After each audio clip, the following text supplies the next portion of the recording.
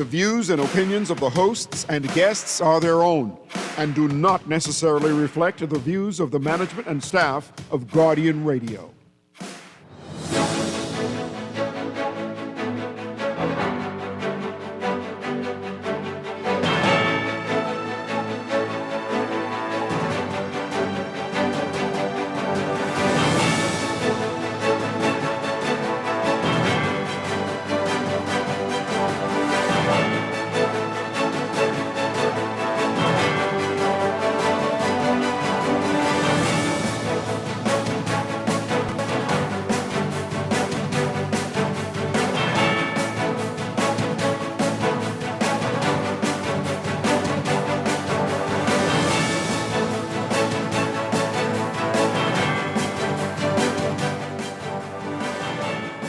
Good morning.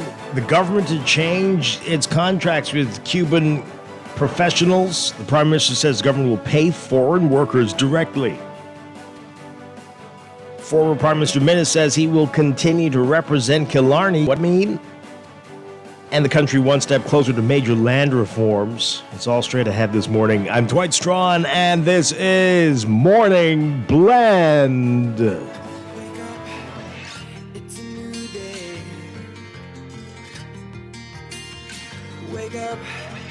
It's a new day. It's the start of a new way. Don't you know that it's the start of the end of the old way. Wake up, it's a new day.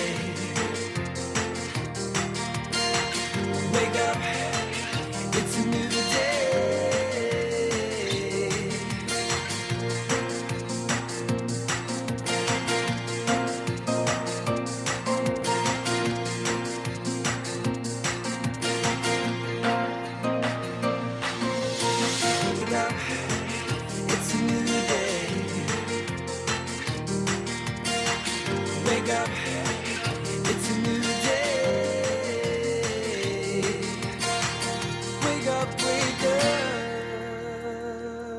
Good morning again, Bahamas. It is Thursday, May 8th, 2025. This is Morning Blend on Guardian Radio 96.9. Again, I'm Dwight Strachan. In a moment, Laverne Gardner will be joining us. Also this morning, we are going to be talking about digital payment solutions with CRIF Bahamas. And later in business, the National Tripartite Council has an update on livable wages and expanded maternity benefits. Some interesting developments at the ILO. What that can mean for you. That's all ahead on this busy Thursday. But let's begin with the overnight, the latest breaking news from while you were sleeping, and the top national and international headlines this morning.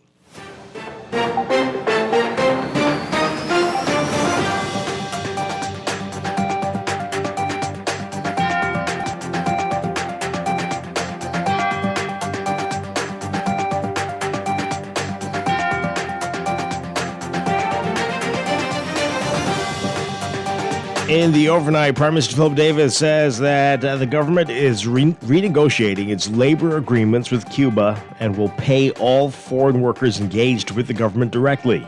In February, U.S. Secretary of State Marco Rubio announced visa sanctions against governments that are part of Cuba's overseas medical missions, which he described as forced labor. Davis met with Rubio in Washington, D.C. on Tuesday, where he said the issue was raised. The Prime Minister saying that they told the Americans and that they believe the Americans are satisfied that they're not engaged in forced labor. Prime Minister saying at a press conference yesterday, quote, if forced labor is occurring in our country with the Cubans, there's no evidence that we have come across. Now, what we are doing, what we've been doing in the last several weeks is to identify what I call ingredients of forced labor to see whether any of those are present in really the workers here in the Bahamas. If we discover that, that will be corrected. The Prime Minister said that the ingredients of forced labor have several factors, including sharing an employee's salary with the government, holding a person's passport. He said the period when Bahamians went to work in the U.S. under what is known as the contract, he mentioned that And he said that in talking with relatives, those who worked under the contract, part of their salaries were paid to the British government and part was paid to them while they were in the U.S. The Prime Minister also saying that the Bahamas will guard itself against concerns raised by the United States regarding China, but that the Bahamas does not intend to get in the middle of the escalating tensions between the two countries. The Prime Minister referring to concerns raised by Rubio, who urged Caribbean leaders to be responsible, transparent, and with making decisions when selecting vendors and contractors for critical infrastructure projects, ensuring that they are not vulnerable to privacy and security risks and exploitation by malign actors like the Chinese Communist Party.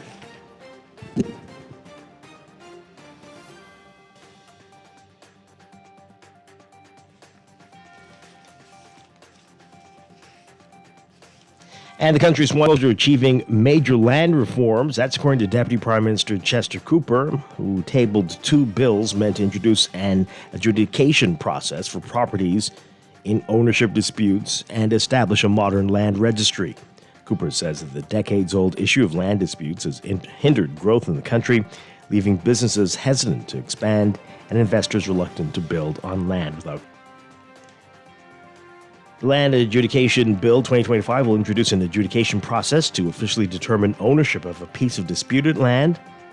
Once passed, the law will allow for a qualified adjudicator and support staff to visit communities, mark boundaries, hear claims, examine evidence, and resolve disputes through a tribunal.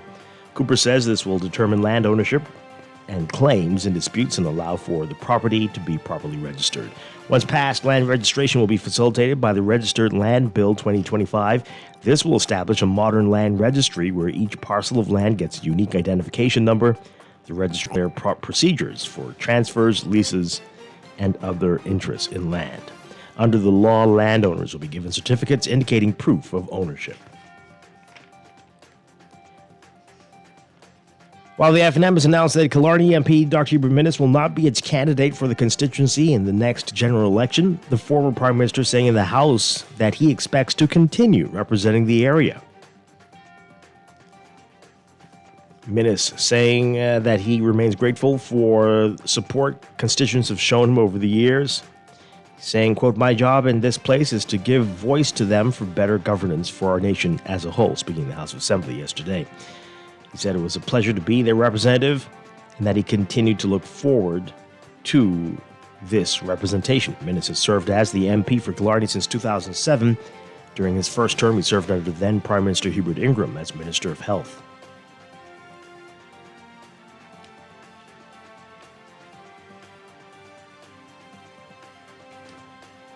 A man who was arrested in 2023 after control officers found child pornography in his cell phone has been sentenced to 3 years in prison as part of a plea deal.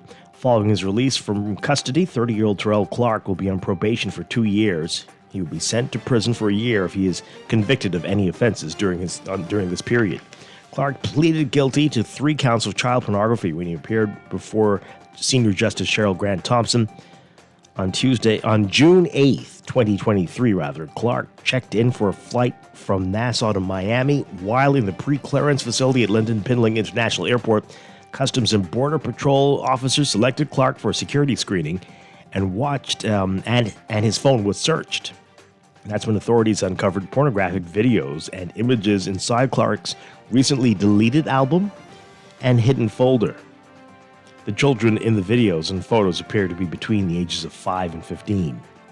As a result of the discovery, Clark was turned over to Bahamian police.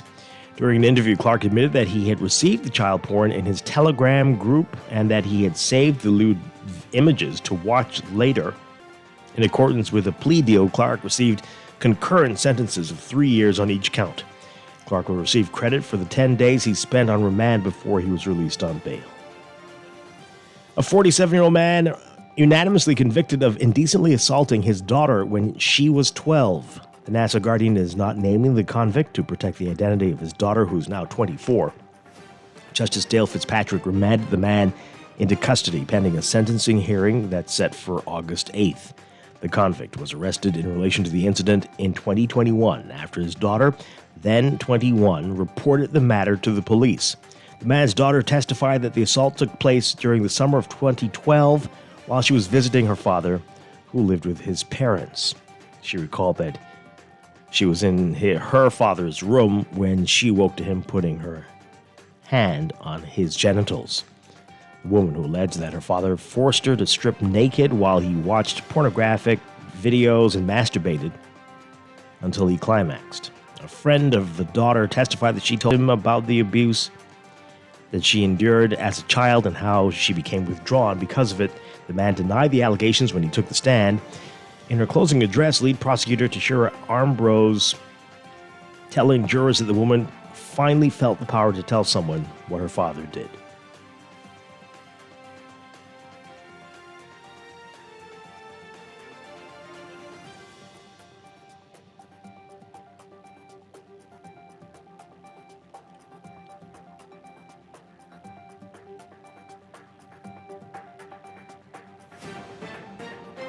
Overseas, black smoke has again poured out of the Sistine Chapel, indicating no pope was selected on the second or third ballots of the conclave to choose a new leader just moments ago. The cardinals will vote again this afternoon.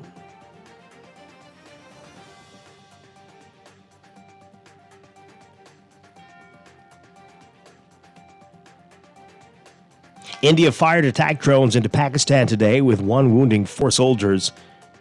This a day after missiles struck several locations and killed more than 24 people. Several drones were shot down. Hours after the first drone attacks, India's defense ministry said it targeted air defense systems in several locations in Pakistan, but did not say whether it used drones. Tensions between the nuclear-armed neighbors have soared since gunmen killed 26 people, mostly Indian Hindu tourists, in India-controlled Kashmir last month. India accused Pakistan of being behind the assault. Islamabad denies that. Indian strikes on Wednesday killed 31 civilians, including women and children, according to Pakistani officials. More people were killed on both sides of the border in heavy exchanges of fire that followed. It was their worst confrontation since 2019, when the rivals came close to war. Pakistani Prime Minister Shehbaz Sharif has vowed to avenge the deaths in the strikes, raising fears that the two countries could be headed toward another all-out conflict.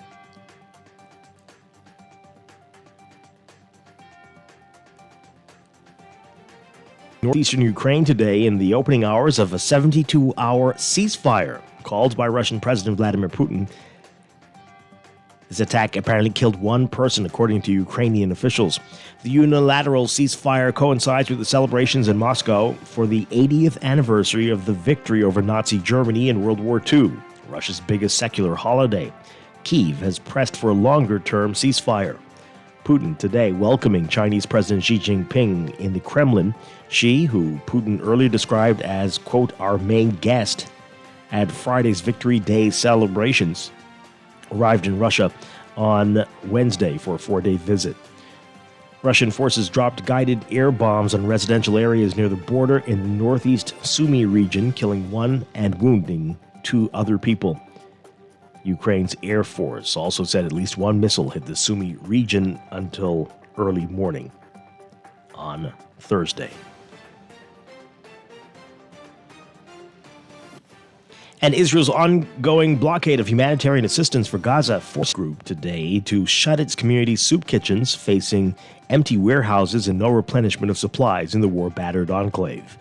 World Central Kitchen was serving 133,000 meals per day and baking 80,000 loaves of bread over the last few weeks, but said it was forced to suspend operations since there is almost no food left in Gaza for the organization to cook. The lack of food is threatening Gaza's population, already battered by 19 months of war. In April, the World Food Program said its food stocks in Gaza have run out under Israel's blockade, ending a main source of sustenance for hundreds of thousands of Palestinians in the territory. Malnutrition and hunger are increasingly prevalent in the Gaza Strip as Israel's total blockade enters its 3rd month. Aid agencies say a shortage of food and supplies has driven the territory towards starvation, and supplies to treat and prevent malnutrition are depleted and quickly running out.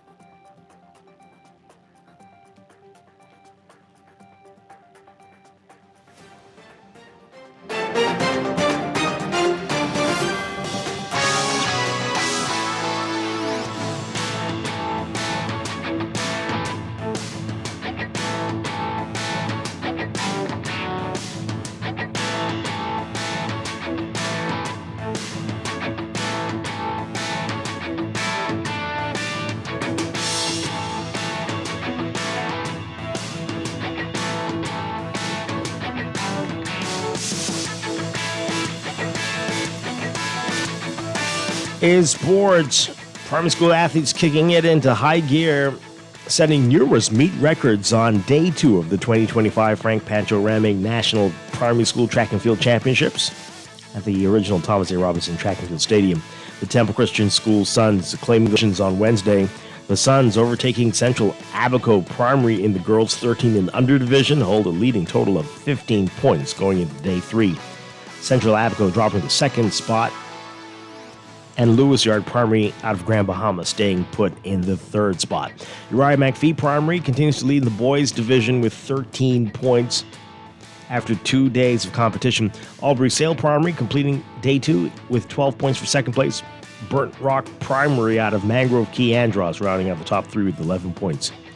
The Suns widening the gap in the boys 11 and under division, recording a top score of 23 points. Cleveland Indians Primary remaining in second, and Palmdale Primary totaling 11.50 points to sit in third. The top 2 positions of the girls 11 and under division remaining unchanged on day 2. Thelma Gibson Primary, the lead there. The Suns are clinging to the second position, and San Pedro International School sneaking into the top 3 for a tie with Martintown Primary out of West Grand Bahama. The Suns also making their mark in the boys 9 and under division, ascending to the top of the group so far. Low Sound Primary out of Andros falling to second, and Holmes Rock Primary in Grand Bahama tumbling to third. Deep Creek Primary, hailing from Eleuthera, has the edge in the girls' side with a total score of 10 points. Sims Primary from Long Island in second, and Gregorytown Primary from Eleuthera in third place. Low Sound Primary rising to the top of the girls 7 and under division with 24 points. Greencastle Primary from Eleuthera in a tie with the Suns for second. And the QC Comets making their presence known in the boys 7 and under division, leading the group with 25 points. The Suns are right behind with 22 points in Cleveland Aeneas, rounding out the top 3. Temple Christian also racking up the most points in the girls' open division with 20 in total. Yellow Elder Primary falling to second place with 16 points, and Central Abaco are in third spot so far. Stephen Dillett Primary, the front runner in the boys' open division with a total of 20 points. So Venus in second with 16, and Freeport Gospel Chapel from Grand Bahama in third place so far. More details in today's Guardian Sports section.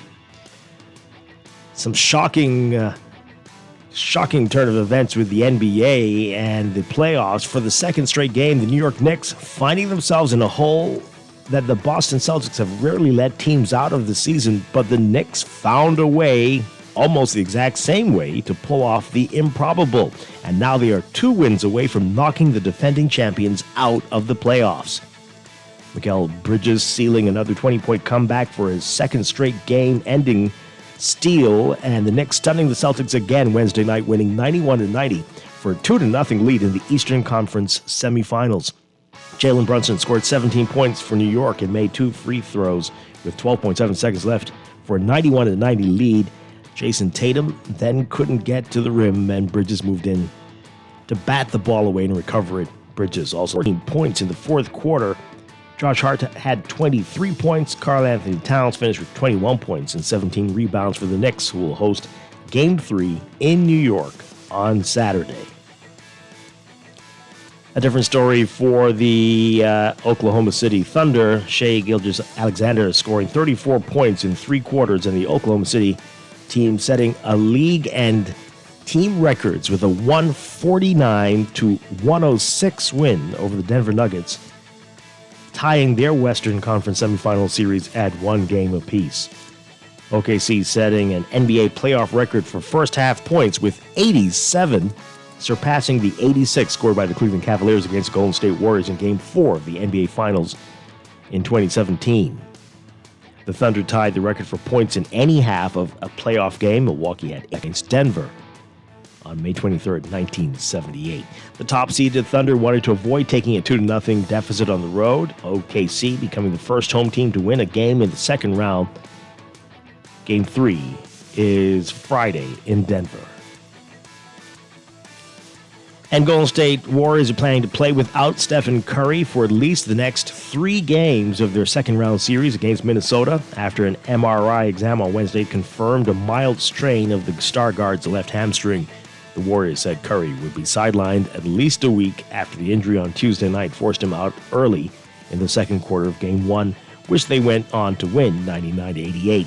He had 13 points in 13 minutes to help Golden State build a comfortable lead and take home court advantage away from the Timberwolves.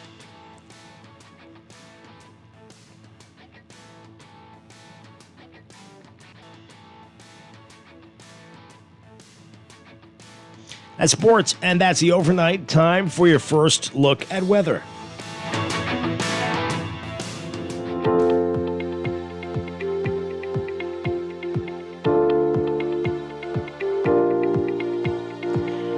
Weather brought to you by Joker's Wild Comedy Club.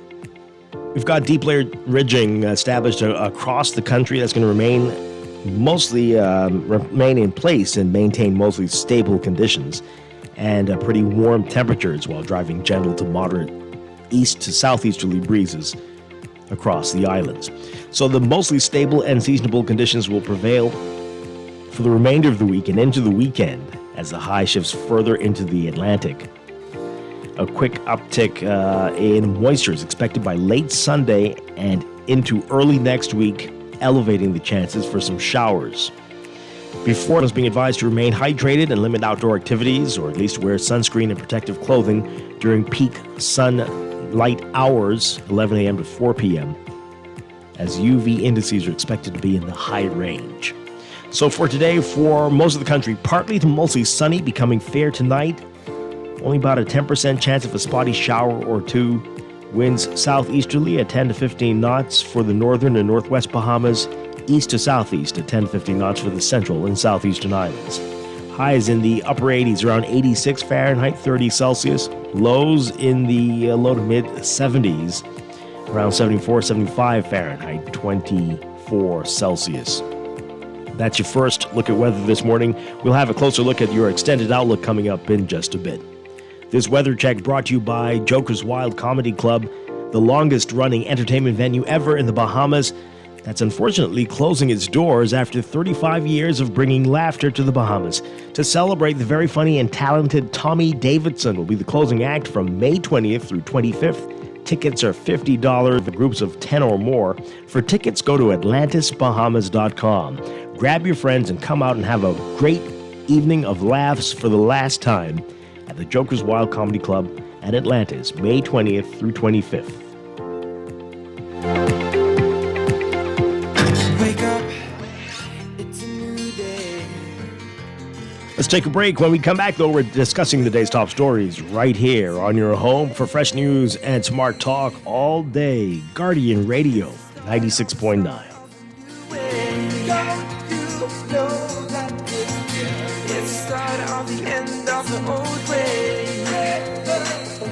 Tired of banks forcing you to use technology to bank the way they want you to? Your convenience is important. So no matter what your banking needs, Commonwealth Bank's friendly staff are always available in branch for that personal one-on-one service. But when you choose technology, our online and mobile banking app offers you state-of-the-art functionality. The choice is yours. Commonwealth Bank. Bank the way you want. At Cleveland Clinic, care is everything. So when your primary purpose is to care for the world, you'd start with your community until you're accessible anywhere. You make complexities your specialties and put compassion before anything else, all to redefine what's possible for everyone, everywhere. for every care in the world. Cleveland Clinic. Wake up, it's a new day. You try to rest, roll with the best. For all your printing needs, there ain't no one better, no. For posters and banners, magazines and flyers. For window decals, greeting cards and newsletters. No job too big and there's no job too small. You name it, we can print it, just give us a call. Let Print Masters bring your masterpiece to life. Located in the Nassau Guardian Building, telephone 302-2361. Do you have uncontrollable debt? Are you ready to make that move to Fidelity for a stress-free future? These loans have a built-in savings plan that pays you unbeatable interest. Ask about our debt consolidation loans today. Call 356-7764. Fidelity, we're good for you. Wake up, it's a new day. Wake up, it's a new day. It's the start of a new way. Don't you know that it's the start of the end of the old way. Wake up, it's a new day. Wake up, it's a new day.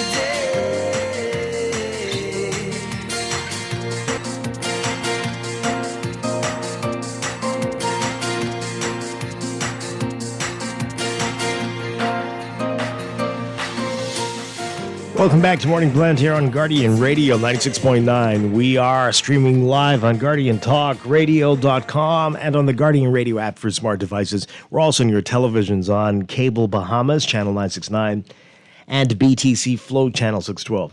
You can tweet us at MorningBlend969 or Facebook.com/MorningBlend969. Text us on the Guardian Radio text line, powered by BTC, 422-4796. Standard text rate supply. Once again, I'm Dwight Strachan. Joining me now, Laverne Gardner. Laverne, good morning. Happy Thursday. Good morning, Dwight. Happy Thursday to you. Great to be talking with you as always. It's a pleasure to be here. Good morning to all of our Morning Blend listeners. Absolutely, absolutely. A lot to get to this morning. We're going to be talking digital payment solutions with CRIF Bahamas. We're going to find out more about what this morning. And later in business, the National Tripartite Council has an update that's coming from the ILO and some interesting developments on livable wages and maternity benefits and a whole lot more. Are we getting closer to seeing some expansions and seeing the implementation? It's going to be an interesting discussion today, so we'll see. That's all ahead. But right now, it's time to talk about what else is in the news.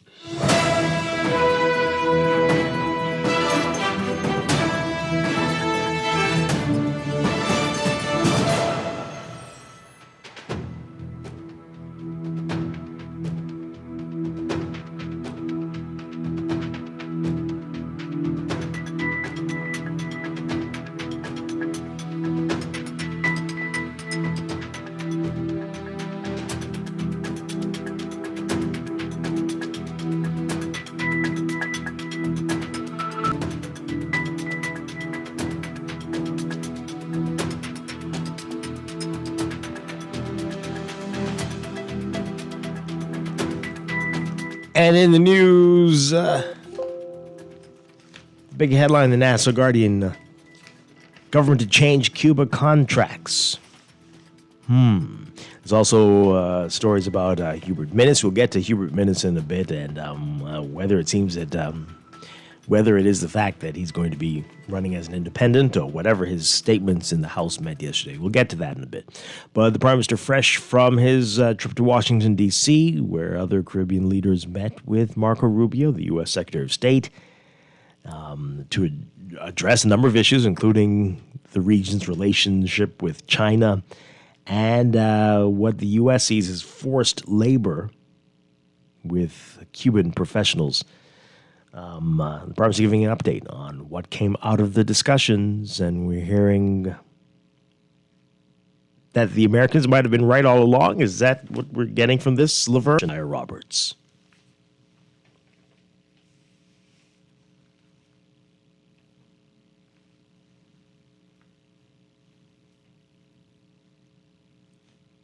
Getting that report for you in just a moment. For Cuban labor. According to the Bahamas government is in the process of renegotiating all memorandums of understanding for Cuban labor, according to Prime Minister Philip Davis, who suggested the government could soon pay salaries directly to Cuban medical professionals. The Prime Minister returned to the Bahamas on Wednesday after meeting with the United States Secretary of State, Marco Rubio, in Washington, D.C. Earlier this year, Rubio announced visa sanctions against governments that are part of Cuba's overseas. In the process of renegotiating all these memorandum of understandings for labor out of Cuba, just as we're doing with other countries like Philippines, where we have a number of foreign workers. What the Secretary affirmed was that any country that is engaged in forced labor, they would have a policy of restricting visas to officials in that country. But the question is whether you are engaged in forced labor. And that we were able to say to them, and I think they were satisfied, that we are not engaged in forced labor, that we are aware of. So if forced labor is occurring in our country with the Cubans, there's no evidence that we have come across. He went on to explain that the biggest red flag for U.S. officials was that they were not receiving their full salary. Davis said, while this concept is not new, it is being addressed. That regime called a contract, where part of their salaries with the British government and part was paid to them whilst in the United States. It was for them to collect when they come back to the Bahamas, and they did not get all back from. So that's not an unknown concept and construct. So, but now that concept is now being looked at as an ingredient for forced labor. So we will address that.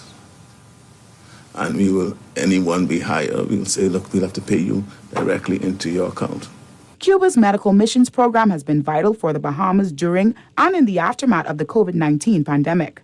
Prime Minister Davis has maintained the Bahamas does not engage in forced labor. Now, what we are doing now, what we've been doing in the last several weeks, is to identify what I call ingredients of forced labor, to see whether any of those are present in relation to any of the workers here in the Bahamas. And if we...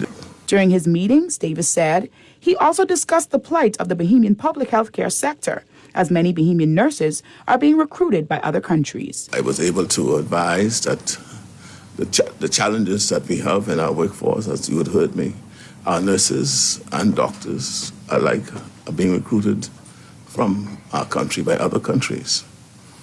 And any other alternative that they could suggest.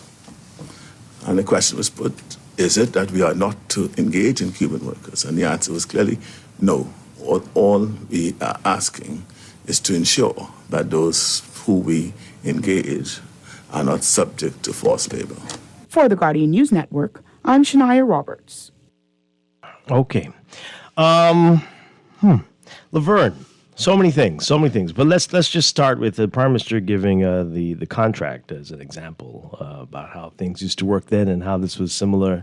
Can you think of any other thing from the 40s, the 1930s, 40s, 50s that was like example of something that we should be doing in 2025?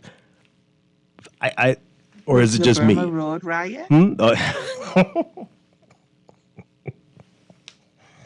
So that's the only other one. Okay, that's a good touche. That's one good thing, and every day I feel like we're getting closer. But other than that, I just He was just looking for an example, man. huh? You don't was give trying to stuff find from the an 40s as explanation examples. to say that this, That's a sign that isn't a good thing. this isn't a new thing. That's what they used to do in the 40s. Okay. Right. Well, that makes sense in 2025. But we should still be doing it, right? Oh, I man. don't think he thought that part of it out. Oh, He man. just wanted to show that this wasn't a new thing. No. Well, yeah, segregation and all those other things aren't new either. Should we be doing it? What we learned about, right? That the folks weren't getting the money and that they get a little bit. And that is Right, they're very not few getting Bahamians their would full accept salary. that today. Right. In the 40s, plenty of people did because it was better than nothing. Today, this is not what you expect in a democracy, a modern world. And it Right. is. Even if their agency, because I'm assuming they go through an agency. I don't know if it's a government agency, but it seems as if they go through an agency. I think even if it was a situation where initially when you're signed, you pay the agency a commission. Then after that, you get your full salary. But clearly that's not what was happening. No. Right? And so now we have to go and look at the setup. My question is, if Marco Rubio did not speak about this, This would be going on until the 2040s. Yes. Right. You're right. right, would we have done anything Not different? one We thing. caught unawares? Did we not know that this is how it worked? Portion of their salary? I'm sure the people who needed to know knew. And they were like, well, we're getting people to work, so who cares? And they don't have to be in Cuba. So win kind of win. Right. And that's sad. So I think that for us, when we're making these kinds of arrangements, we have to, let me see how I say this. We shouldn't need someone to come in and threaten our visa status for us to do the right thing, to do that human thing, that humane thing. But it almost always is that now, right? And that is really what is upsetting to Yeah. me. We didn't know. We knew what the terms of those arrangements were. Yeah. The public And might not we have were known, but the people Right. What I'm behind this saying is knew. we, Yeah. right. Whomever, right. That's who I mean. But we knew. Whoever was a party to signing these agreements, they knew. They Yeah. understood. So why did we think it was right? Yeah. Why did we think it was okay before? Or Because did we not know? When we It's- negotiated, we only knew that pay the agency. Like, how does it work? it's Do you a pay the plantation, Laverne, and you need do as you many pay the workers. agency a percentage, and then you pay the doctors a percentage? No. Or do you pay the agency the entire amount, and then they pay doctors? Sounds like they gave the body, the agency, and they gave whatever they wanted to the workers. But again, we are the plantation, and we need as many bodies on the plantation as possible. So whatever methods are necessary to achieve that goal, that's what you have to do. And it's sad. It's sad, but as we can clearly see, that's not what you have to do, because now we're not. You don't know we're what- negotiating. do you know whether Cuba will accept that? They'll say, well, look, we're not going to be a I part of don't this know. anymore. They might say that. I don't know. They may just say that they want their workers to come back home. Yeah. I don't know. But I know people are going to say this, well, this is the same thing as paying taxes and the IRS and whatever. Well, then these doctors or whoever will be responsible for giving the portion that they are required to the agency. And it'll be up to them. And if they violate that, well, then they'll have to deal with them. Right, The way they because see it's not because according to the prime minister, what they're going to do now is pay the doctors or whomever, nurses, who's here working. They're going to pay them directly now. Yeah. So how that arrangement is negotiated between themselves and their agency or whomever, that would be what they would have to work out. Yeah. Absolutely. how does that, I don't know, impact our relationship moving forward with Cuba and having, them send people here? I don't know. Yeah, it's going to be interesting. But as you said, it's and a group outside the country highlights us in a report or puts us on a list. That's the only time we see real action. The people here can be screaming at the top of their lungs, and it won't make a difference. Can I tell you that is what annoys me in this entire situation. Like, we had to wait for it to get to this point. Yeah, that's what we do. Because, I have like issues sometimes with what appears to be the high-handedness of some countries. Yeah. Wow. Okay, we got a lot of calls coming in and a lot of text messages. Let's hear from you on this. What do you make of it all, folks? Really interesting developments here. 323-6232, 325-4316. 325-4259. Call us toll free, 242-300-5720. Tweet us, Facebook us, text us, 422-4796. He said some interesting words just now, Laverne, high-handedness. I'm sure a lot of people are going to see it that way. The U.S. really, but this is not fair. When we initially started talking about this months ago, it's not fair. It isn't what was happening with the situation with the Cubans all over the region. Right. That's not fair. So when we're negotiating, we need to ask more questions to get a full understanding of what it is that we are doing. Yeah. And ask China about the Chinese who are working here too. I'm sure that will be an interesting story. Oh boy. Let's go to the phone lines. Good morning, caller. What say you on all of this? Hey, morning, Dwight. How you doing? Doing well. Dwight, the disheartening part of this, like you say, is that, and both you and Laverne speak to it, until Marco Rubio or the U.S. spoke to it, as a people, we would have not known what was going on. Meanwhile, the powers that be, the decision makers and those that signed these agreements, obviously should have known what was going on. And if they didn't, then hereby is another problem. But for me, Dwight, what I find amazing is that we seem to have a prime minister right now who, when he says one thing, it turns out to be something else. And I don't know if we realize that the prime minister and the minister of finance happens to be the same person, or if they are the same person, because it seems like the prime minister and the minister of finance is never on the same page, Dwight. How is it possible that we find ourselves in this kind of deal where we now can double back and say we can pay them directly? So why didn't we pay them directly the first? Well, they didn't think it was an issue. They didn't think it was a problem. As he brought up the contract, I mean, if you are thinking that we did it back then, it was fine. So why not? Then obviously you're functioning in a totally different space from some of us, and would think this is not an issue. Well, Dwight, now my concern. But again, this has been going on for a long time. This is a problem with the government of the Bahamas. Directly. I don't know. As to why they didn't pay them directly the But first that's time. a very interesting point, right? This has been going on for a long time. This isn't a new arrangement.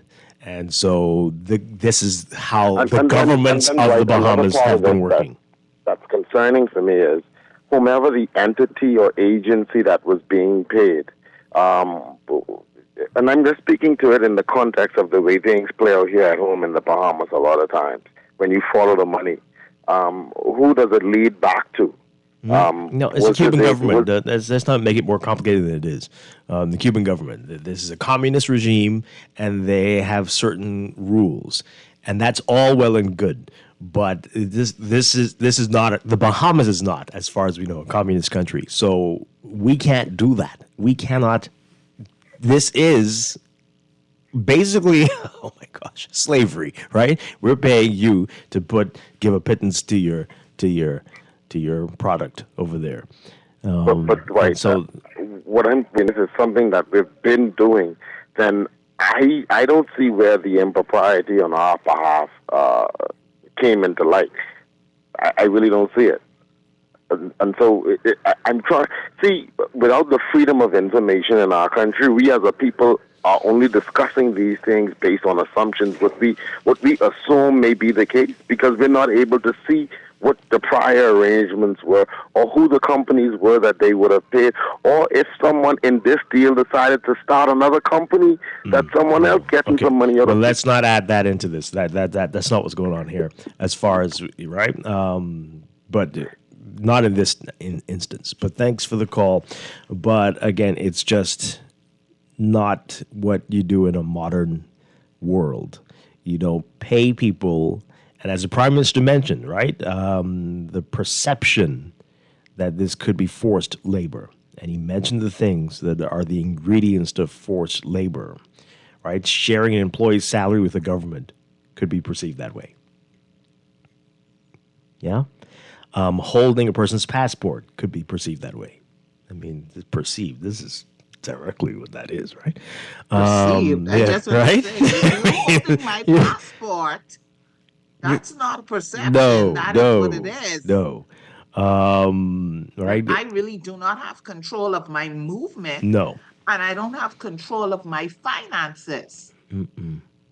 Yeah, that's not. And again, few Bahamians would accept that today, despite what people did back in the day of the contract. Very few people accept that today. And whether that's what they do in Cuba, what's crazy about that example is then the Prime Minister followed that up by saying that they were supposed to get this money back and they didn't receive all anyway. So this is the example that he, used. But then I guess he was just trying to point out that this isn't a new thing. But just because something isn't a new thing doesn't mean that it was ever correct. It was ever right. So it will be interesting moving forward. If there, like I said before, if there's any backlash in terms of renegotiating, in terms of the government now making the decision to pay doctors, what does that mean for those doctors in terms of their government or their agency? What does that mean? Do they have their passports, or are their passports or travel documents being held? What do you think? That would be interesting. What do you think? Right? What do you think? So you think they could just decide that I'm going to take a trip to Europe today or for the weekend? See how all it doesn't work like that. How all of this now will pan out. I just have to read this part again, Laverne, because just the more you read it, the more disturbing it gets, and you're reminded of not just the 1930s and 40s and 50s, but maybe the 1830s and 40s and 50s, and the 1730s and 40s. Listen to this. This is the Prime Minister. I was able to indicate that all of my mother's siblings, all of my father's siblings, were all engaged under that regime called the contract, where part of their salaries were paid to the British government, and part was paid to them whilst in the U.S. The British government. Lord. 1730s, 40s, yeah. Yes, good morning, Mr. Strong. Good morning, Laverne. Hi.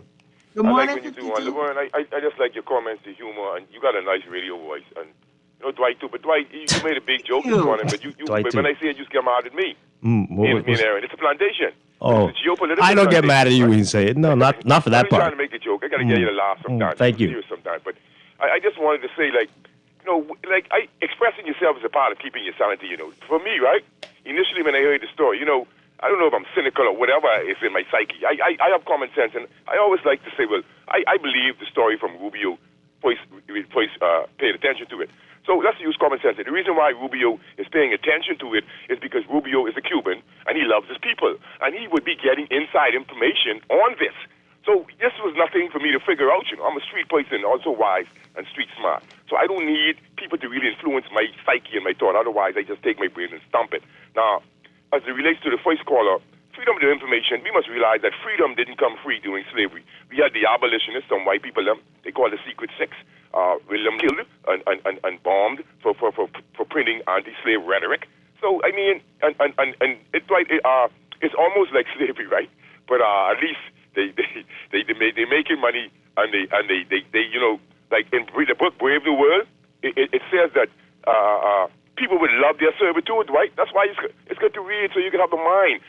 People would love their servitude. Now, because the government is going to pay them in full, for me, who have friends who go to Cuba regular, the level of intimidation in Cuba, I really don't think it would matter. They still, even if they pay them in full, they still got to keep master something when they reach back there too.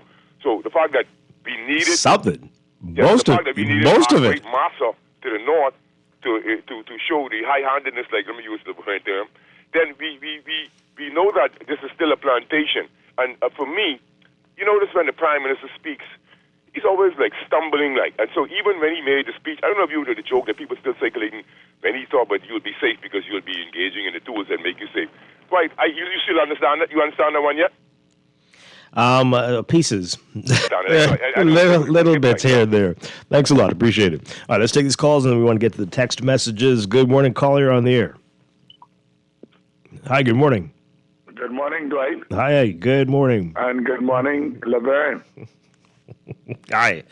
Good morning. Grammy boy told you so. Yes. I was thinking about you all the time since more has come to light. Grammy boy told you also. See, I don't need no Freedom of Information Act. Oh. What Bahamians need to do is when a situation comes out. Call you. I always tell them that. Call you. Take the information. Huh? Oh, okay. Take the information and step back.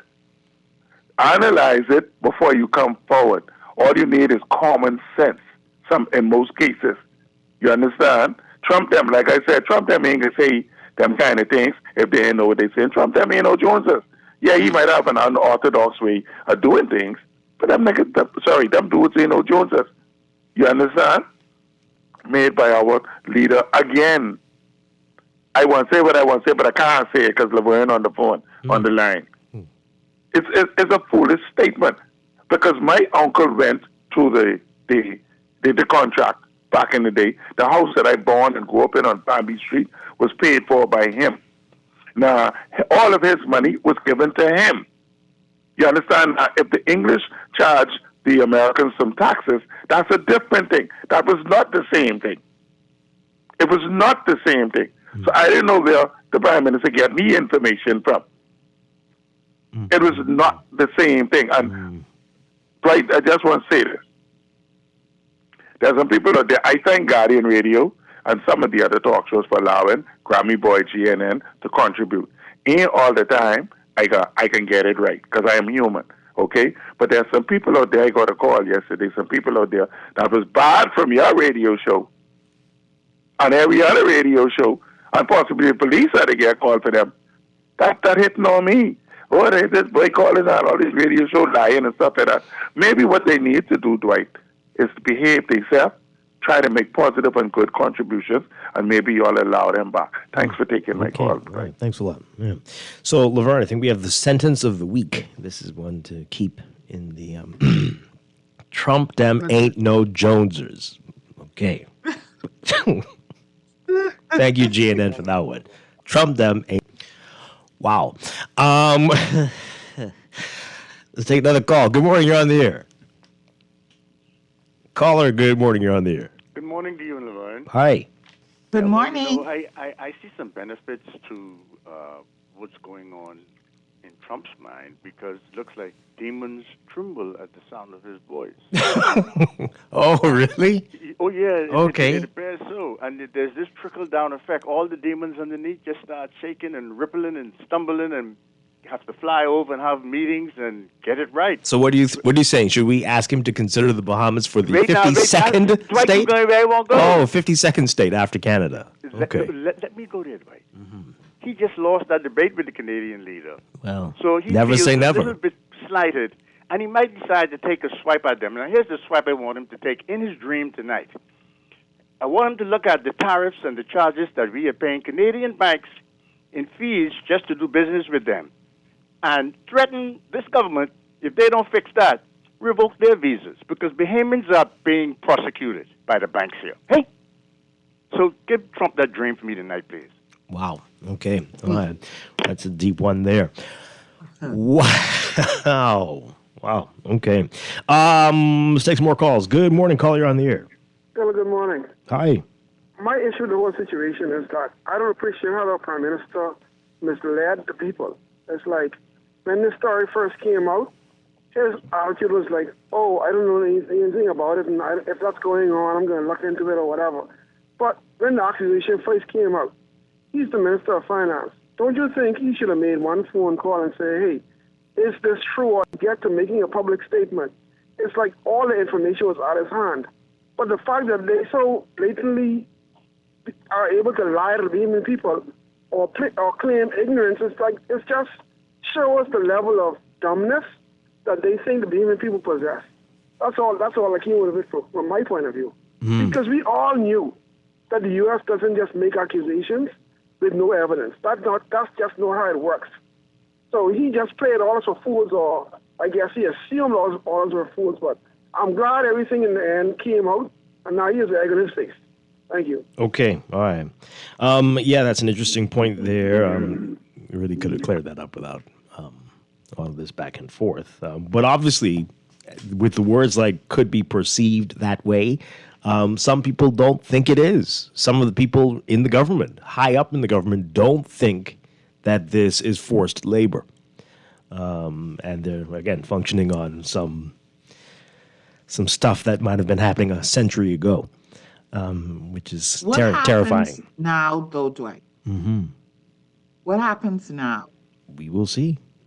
If, in terms of these professionals that we have here from Cuba, if we make this decision now that we're just going to pay them directly, what happens then? How does that impact them? And, it isn't over, as we know it, right? It is not over. Right. We will see how Cuba responds to this. Right. I don't think it's just going to be, oh, well, we're paying you. That's the end of it.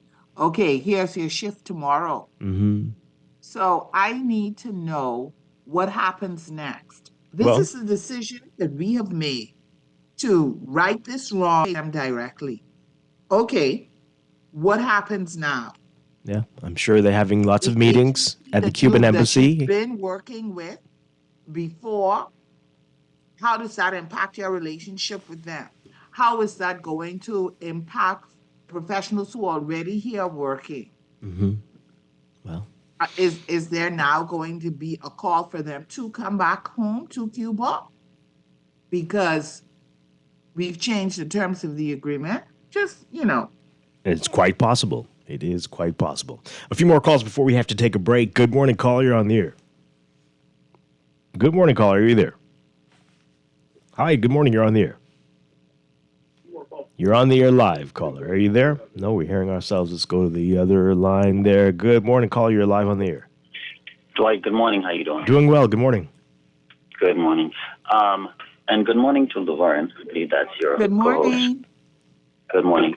Dwight, a pre-note, a reminder, tomorrow is the eve of the 45th anniversary of the sinking. I know Saturday is the 10th, but you would be off on Saturday. So, just to know then perhaps maybe you can do your usual tomorrow since you're going to be off on Saturday. Yeah, absolutely. Thanks for the reminder.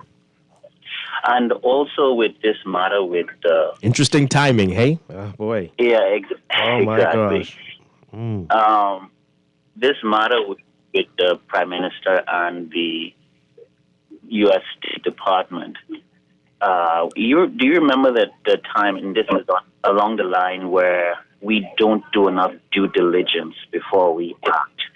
Remember when the Prime Minister, Christie, went to Miami as a part of an arrangement to board a ferry that was supposed to make its way back here to the Bahamas on an inaugural voyage to Bimini.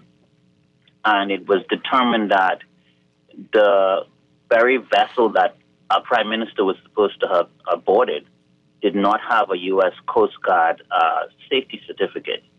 And so the voyage itself was, and I've always looked at that as a major, major failure of due diligence on the part of people who work in and around government. And this is just another example of failure in due diligence. And it led us down in this rabbit hole right now. We have egg on our face. Nice. What is also interesting is the Prime Minister's statement again, when he made comparison to the contract and the British government, which to me contrasts to if you read the preamble of our Constitution, which since independence and since the contract, we agreed that no woman or child, should be bondsmen or their labor should be exploited. Maybe the Prime Minister should have been more cognizant of that part of our history as opposed to the part that he's referencing in this example. But pretty much lots of poor judgment and an approach that literally is not becoming of a government that have access to really, really do better due diligence when it speaks to national issues. Well, John, perhaps that means for Bahamians and not just people who are working in the Bahamas, right? Maybe. And that's very sad. That's very sad. It doesn't apply for anybody, perhaps, if you consider the fact that they seem to be so soft on the seriousness of this. Oh, boy. From this was brought to attention, it should have raised a very serious level of concern on the part of those responsible, but it didn't. Because as I said, thanks a lot. And Laverne said to you earlier, I mean, we need to ask China too, because if you believe the government of the Bahamas is paying, well, obviously they're not, paying the Chinese workers on the stadium directly, that is not happening.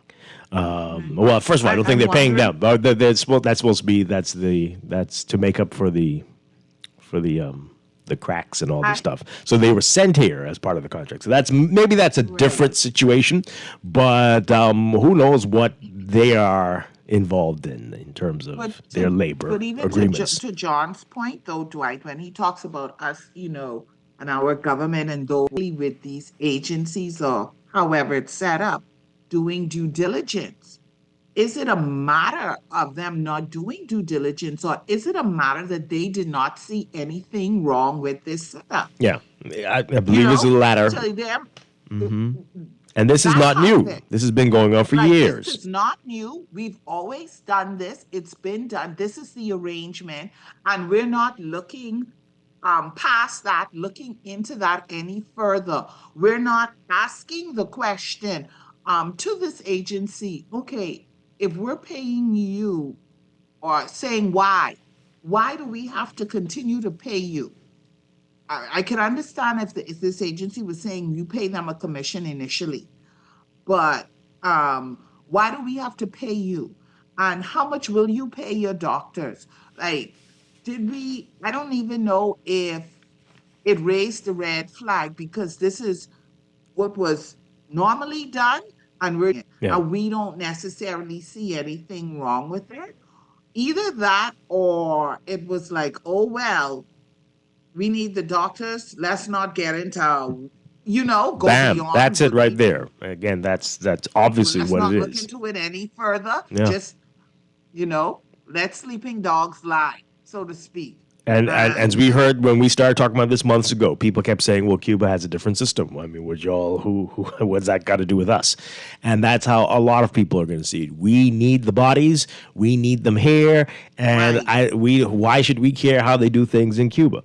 That, unfortunately, has been the response, and probably still is from a lot of people. All right, we're running out of time. We've got to take these calls really quickly. Good morning, caller. You're on the air. Hi, good morning. Good morning, caller. Yep, let's take, hi, good morning. Good morning, Dwight, and good morning, Miss Gardner. Papa here. Hi. Good morning, Papa. Hi, Mom. Hope everything's okay. So, Dwight, it's a fact that what America was saying, and us, but all of the countries, them, with that visa thing. Now, I don't know if to say we admitting it, but it sounds like we was participating in that all the while. But again, came up, I say we can't afford to lose the doctors here in the Bahamas for what they'd be doing and helping, including the teachers also. I say that's something like dirty laundry, what they should sort out. I think Ms. Gardner asked the question, what if, or someone say something. I think now it's time for them. They can sort it out themselves. I believe, like, if they want to come out of that country, whatsoever agreement is sad. We could have been in that situation, but only so much we could do. We don't participate in wrong, right? But them and their government would have to sort it out, make some kind of either they give the government back them, whatsoever that is. But I know we couldn't afford to lose them. I think Prime Minister Davis also was saying something with that place in Andros, what America get over there. I forget what they call it, the base or something. What was it if he was asking for something for us to benefit more from it? I'll hang up on this and keep up the good work. I didn't hear all the press conference. I don't know if that came up, but I'm not sure. All right, let's take another call. Yes, good morning, call. You're on the air. Hi, good morning. Dwight. Good morning to the nation. Good Hi. morning to you, girl. Good morning. Yeah, Dwight, we're allowing people to just loosely make assumptions on the radio when we're saying that the Prime Minister mislead the country and all of the stuff that they're saying. I mean, we have to be fair. He did say that he was not sure and he would look into it, you know. And furthermore, if he looked into it and whoever would be responsible for this, what was happening, if they lied to him or kind of mislead him, then it puts him in a position where he has to speak to something with who he relies on or depends on, said to him. Because we have, you know, a number of persons that work down at Ministry of Finance that have certain responsibilities and everything. So the Prime Minister can't just come out and say something until he does look into it. I mean, I live in and my family, if my wife decides to do something and someone come and tell me about it and I said, well, I looked into it, and she lied to me, I can only say basically what she said. We have children who live with us who are out there doing all kind of ungodly things and everything, but we can't, you know, they live right in our house and we don't know what they're doing, you know. So, I mean, we have all these people that work down at finance that have these different responsibilities, you know. So I Caller, you're very funny. Thank you very much. I can't take any more. When they find the cocaine in the house, they take everybody. That's all I got to say to you. Good Lord. Ah, boy. What? Caller. Yeah, let's go to the break. He's the Minister of Finance, though. This is Morning Blend on Guardian Radio 96.9.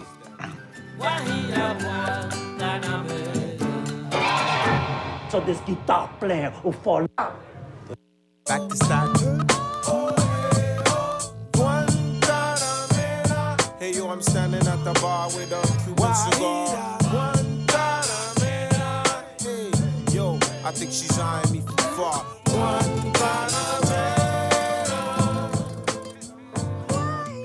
This is Guardian Radio 96.9 FM, streaming on GuardianTalkRadio.com and the Guardian Radio app, Nassau, Bahamas.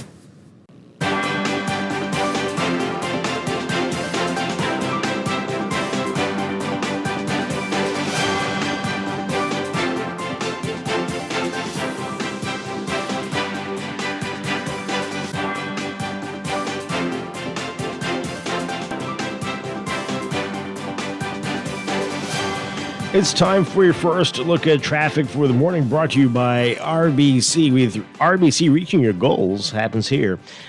In your real-time traffic at the moment, as usual, Milo Butler Highway seeing some heavy traffic for you from south of the Fire Trail roundabout straight up to Tonic Williams Darling Highway. You're going to be seeing that heavy northbound traffic there. Traffic backed up along Tonic Williams Darling Highway westbound towards that Milo Butler Highway roundabout. And we're seeing some slow-moving eastbound traffic to the Bahamas Games Boulevard roundabout. And on Blue Hill Road, also slow-moving traffic just north of Carmichael, northbound mainly, especially near Soldier Road on the way up to Independence Drive. Independence Drive backed up both directions, but especially westbound, some slow-moving traffic there. And Prince Charles Drive at the major intersections, you're going to be seeing that slow-moving traffic, especially as you get closer to Soldier Road and into Robinson Road, both directions near the Soldier Road intersection for you. And some building traffic on Eastern Road near Johnson Road. That's what we're looking at right now. We'll have another update for you in just a bit. Morning Blend Traffic brought to you by RBC. With RBC, your ideas happen here.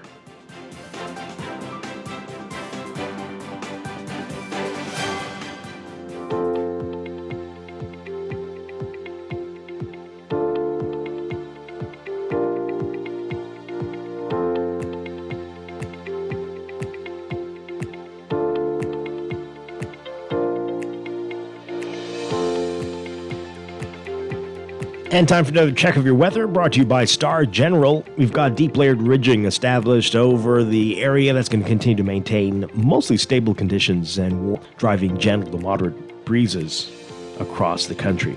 The mostly stable and warm temperatures will continue for the remainder of the week into the weekend as the high shifts further east into the western Atlantic. But we are expecting moisture, an increase in rain chances late Sunday into early next week. And that's desperately needed rain. In the meantime, though, for today, the UV index expected to be in the high range, and so everyone's being advised to wear sunscreen and limit outdoor activities during peak sunshine hours, 11 a.m. to 4 p.m., and wear protective clothing. In your forecast for today, for most areas across the country, partly to mostly sunny, becoming fair tonight, only about a 10% chance of spotty showers today. Highs in near 86 Fahrenheit, 30 Celsius. Overnight lows tonight getting down to about 75 Fahrenheit, 24 Celsius. In your extended outlook for tomorrow, Friday, partly sunny during the day, mainly fair at night. Pretty much the same for Saturday into Sunday, but the rain chances go up by Monday. 20 to 30% chance of scattered showers across the northern and northwest Bahamas. And we're looking at a partly cloudy day for the northern and northwest islands, partly sunny for the central islands. Elevated rain chances again for Tuesday. That's your morning blend weather check, brought to you by Star General, insurance made simple.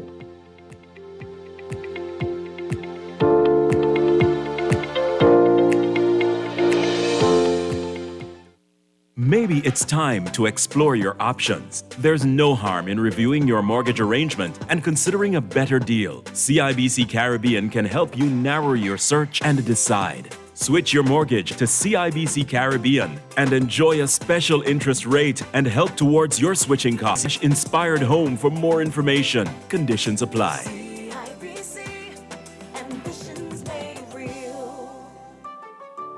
Southwest Plaza has so many stores, I've been trying to find a sensible way to list them all. There's CBS Bahamas, the Ashai Institute, BENC Snack World, Bamboo Shack Bahamas, there, the Athlete's Foot, and BTC, Games and More, John Bull, Fine Threads, Alive, Bahari, Dairy Queen, 700 Wines and Spirits, Sandy's, Clarkson, Island Luck, Starbucks, and Lowe's Pharmacy, plus Marco's Pizza and Lorraine. Southwest Plaza, what a wide array of stores. Southwest Plaza, stop by today and explore. Screws and Fasteners World, Balfour Avenue and Palm Beach Street, has those hard-to-find fasteners right now. You can find stainless steel regular hex, carriage bolts, galvanized bolts, threaded rods, nails, self-tap screws, sex bolts, anchor bolts, turnbuckles, masonry tools, hand tools, and weed whacker strings. Check out the rope selection and car body fasteners, too. Special orders are welcome. It's your #1 fastener store. Screws and Fasteners World, Balfour Avenue and Palm Beach Streets. Call 326-1976.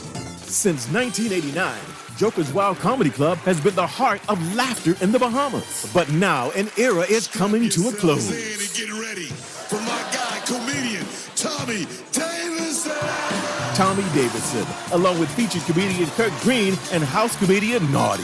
Don't miss your last chance to experience the magic. May 20th to the 25th, Joker's Wild Comedy Club. Admission $50. Get your tickets now at Atlantis, Bahamas / Besides carrying all the roofing material needed to cover East End, Enterprises also has all the equipment needed to put it together and to protect your workers. At Enterprises, we got hand tools, power and manual, including hacksaws, hammers, mauls, wrecking bars, well, hopefully they won't need them yet, drill bits, tapes, plumb bobs, levels, and more. We got cement, concrete bond and fiber, lime, sand, and P-rock. We got dust masks, safety glasses, gloves, hard hats, and high visibility vests. Lampkin, what we got here at Enterprises is a one-stop shop for builders. Planning for retirement can be overwhelming, but with CFAL, it doesn't have to be. We offer tailor-made individual, group, and take the guesswork out of retirement planning. Whether it's for you or your company, don't leave your future to chance and let the trusted hands of CFAL's experts guide you toward peace of mind and financial stability. Low upfront costs and affordable monthly payments make it easy for you to build wealth so you can live well. Visit us at cfal.com to start on your path toward financial freedom. CFAL, growing wealth for future generations. This is Guardian Radio 96.9 FM, streaming on GuardianTalkRadio.com and the Guardian Radio app, Nassau, Bahamas.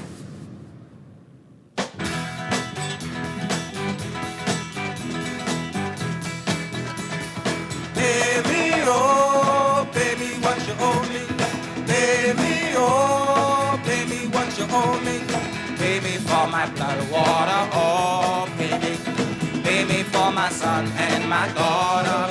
We're back with Morning Blend on Gardening Radio 96.9. Dwight Strachan along with Laverne Gardner. Okay, we're going to read these text messages before we go to the news, and then after the news, we're going to get to what Menace had to say in the House yesterday. I know Laverne's looking forward to that, right? Absolutely. All right, here we go.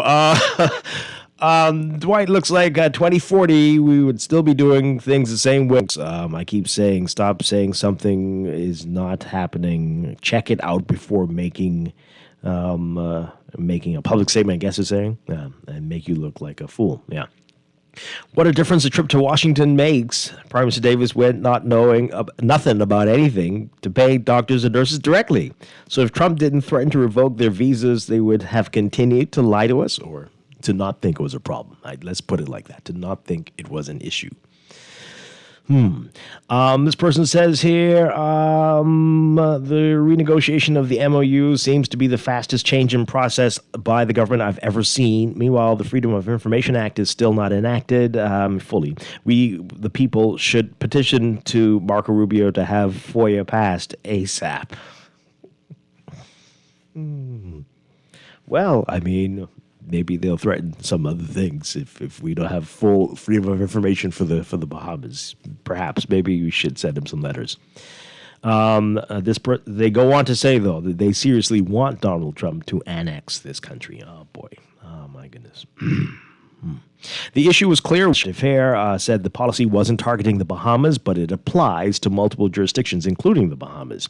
As to the Chinese, does anyone remember when the Chinese Bahama construction workers marched in protest? We never heard from them again. We don't know what happened to them. You sure? Does anyone remember when the Hilton rep admitted to holding the passports of 62 Chinese construction workers? Somebody made a call to have the 63 foreign low-wage workers in immigration custody released with no questions asked. We do remember that one. This person says here, what the Prime Minister did is a common tactic called whataboutism. When someone is accused of wrongdoing, they deflect by saying, but what about when your side did blah, blah, blah, implying that the accusation is invalid because others have done something similar. It shifts attention from the original charge to a different grievance instead of addressing the issue at hand. Well, we've got a whole lot more of these. We'll pick this up on the other side of the break after the news. This is Morning Blend on Guardian Radio 96.9.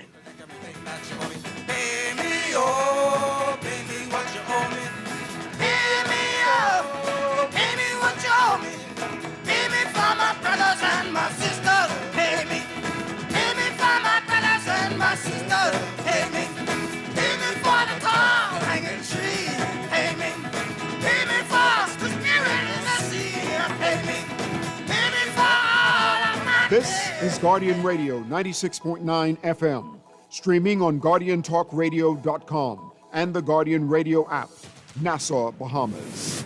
You're the best man I'll ever know. There's no way I can ever go. No, there's no way. No way. I'm living without you. I'm not living without you. I don't wanna be free. I'm staying. I knew you're gonna love me. Is that the message that he's sending to us, to the people of Killarney? He's going to stay, and you're not getting rid of him soon. That's where we're getting to right now. Welcome back to Morning Blend here on Guardian Radio 96.9. Dwight Strachan along with Laverne Gardner. We'll get back to your text messages about the Cuban contracts in a bit. But in the House of Assembly, former Prime Minister and current Killarney MP, Dr. Hubert Minnis, saying that he's going to continue to represent Killarney. What does that mean? Take a listen to this report from our Vani Toot. Despite a decision by the leadership of the Free National Movement to cut him out of the Killarney nomination, former Prime Minister Dr. Hubert Minnis said today he expects to continue to be the representative for the constituency he has represented for years. I come to this place every meeting as a member of the Free National Movement. on behalf of the people of Kalani, who I have represented for nearly 2 decades. They have shown me tremendous support all these years. I remain grateful for this support. My job in this place is to give to them. It is a pleasure to be their representative in this place, and I look forward to continuing this representation. Okay, all right. That report from Arvonic to there. Laverne, what does it mean? Everyone's asking questions. It's very vague. He's just saying he intends to continue. Does that mean that he will run as an independent? Will he form another party? What are people expecting? What would people want? Let's hear from you on this now. 323-6232. 325-4316. 325-4259. Call us toll free. 242-300-5720. Tweet us. Facebook us. Text us. 422-4796. Laverne? But I think it was intentionally worded that way to be vague, so that it would be open to interpretation, right?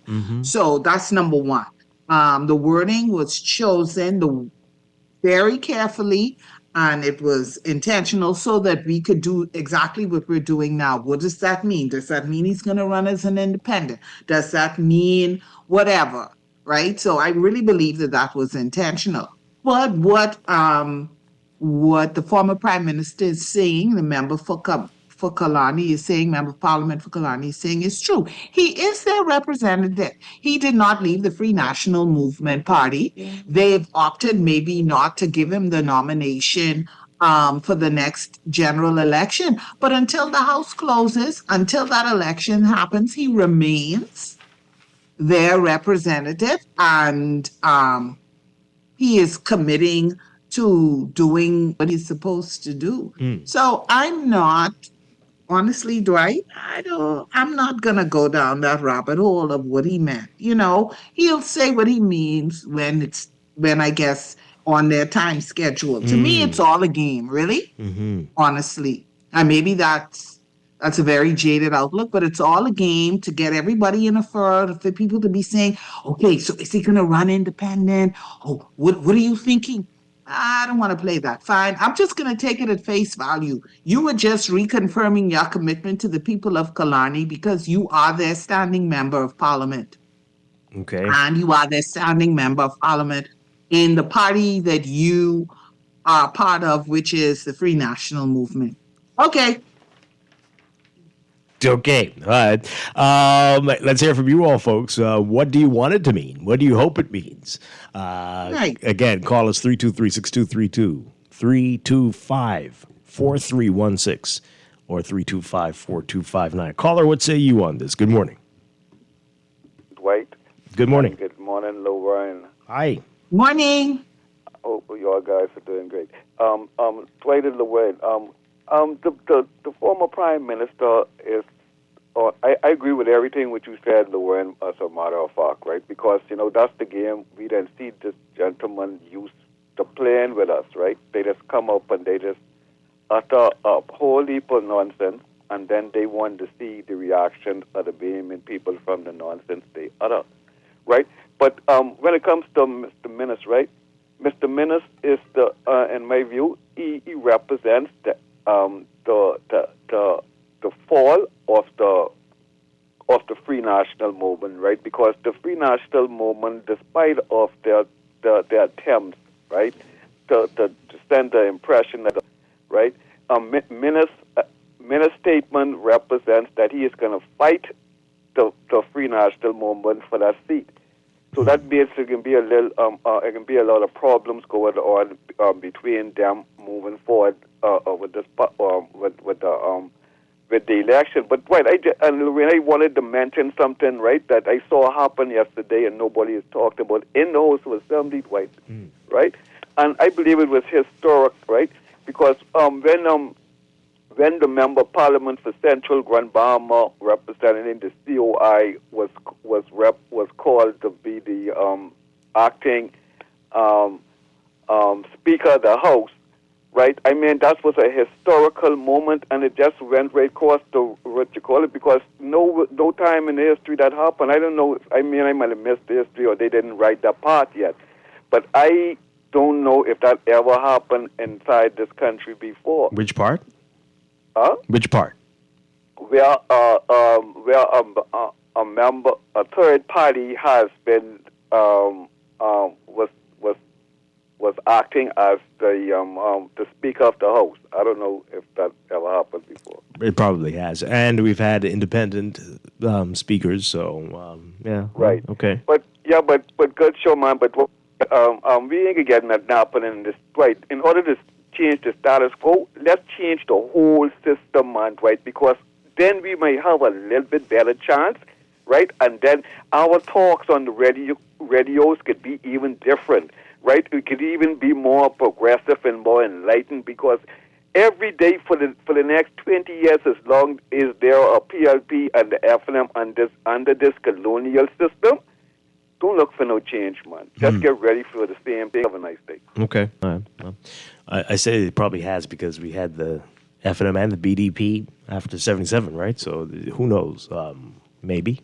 But I hear you. Okay. First time somebody who is representing the COI. So, sure. Okay. Caller, good morning. You're on the air. Hey, good morning, Dwight. Good morning. Good morning, Lord. Hi. Listen, I think Morning. Yes, I think Dr. Minister's statement speaks to two things. One, he will not resign because there'll be a by-election. And secondly, he will not be an armed Lewis who will leave the FNM and go join the COI. I think that's the main two things that got out of his statement. He'll continue to represent those people. And thirdly, he may just try again. Okay? Outside of that, the conversation you had earlier, I just wanted to allude to three things. I know you finished the conversation. One, is the government in violation of the Employment Act? Is the government in violation of the ILO decent work agenda? And thirdly, are they in violation of their own policy as relates to how much salaries deducted from one civil servant or anybody who works for government? Those are the three things we need to consider as relates to this whole thing with the Cuban government and the way we contract nurses and teachers. From what you know in your former positions, what do you think?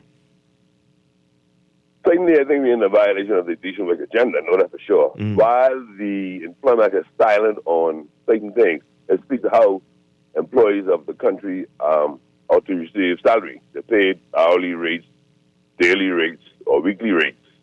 It doesn't speak to an agency collecting. That doesn't speak to that. Mm-hmm. But again, I said it's silent on that. It is unprecedented to hear that an employee's salary goes to a government. And this whole thing about what happened during the contract back in our grandfather's days has the Employment Act during the time. And there was no ILO convention that speak to how persons ought to be treated as at least a decent way. Yeah. Okay? Yeah, absolutely. Thanks so much, Sean Pender. Appreciate it. And we're being reminded to remind folks that it's not just doctors and nurses. There are a lot of Cuban teachers as well. So going back to your question, Laverne, what's going to happen? Will Cuba just say, okay, that's fine? Or will they say, hey, we need them to come back now? Will the people need to switch from Spanish to French or something else in school? Because the Spanish teachers will all be gone. What's going to happen? What's going to happen? Great questions. All right, let's take another call. Good morning. You're on the air. Yes, Dwight, how you doing? Doing well. C. Allen Johnson, and you, Laverne. Morning, C. Allen. We're calling from the country of Grand Bahama. Dwight, we're not getting local government. We're just going to just annex ourselves away. Hey, I think a couple islands might need to think about that. Yeah. But, Dwight, on the minister's issue first, just basically I see minister's craving attention. He wrote his speech, he read it, and it was meant to be vague and infer different things. I agree with John Pinder that those were the things he's referring to, the fact that he will serve his term out.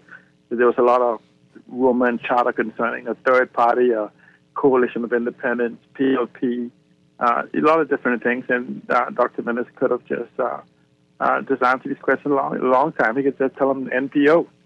But, maybe who knows? So just more attention. And he should pay attention, though. Tell him, I don't know whether they were clapping for him or the analogy they used of the mosquito in the room. Because he tell him that those who spent 4.5 years plotting his demise is clapping for him to stay. You should be aware. But Dwight, just going back quickly to the thing, do you know the contract we signed, the doctors and the teachers, says that if the government was to pay them directly, that we would still be responsible for the payment going to the agency in Cuba.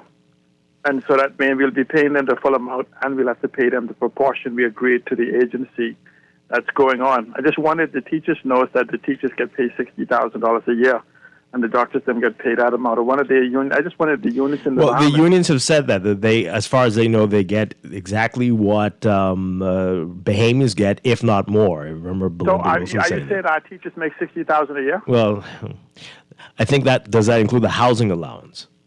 No. There's some other things in that. I mean, I sent you over just one of the summary of one of the leaked documents. But the reason I'm saying is the disparity from what I understand. I doubt any of our teachers start at the $60,000 or even reach the $60,000 a year. That's actually cabinet minister's salary and PS salaries. And so we get the help of more disclosure. This is where the freedom of information and everything comes in, because essentially, the question is qualifications. You have even nurses and doctors. If you read the report, where the nurses and doctors who came couldn't even insert an IV into the patient's hand. So how are we paying them disproportionately to what we are actually paying our Bahamian doctors and nurses and our Bahamian teachers? And so, and they have to fight. We have our Bahamian people fighting for their salaries, fighting for their benefits, fighting for all of these different things. And so it's something for us to begin to consider the whole context of not paying them. But Dwight, let me say this.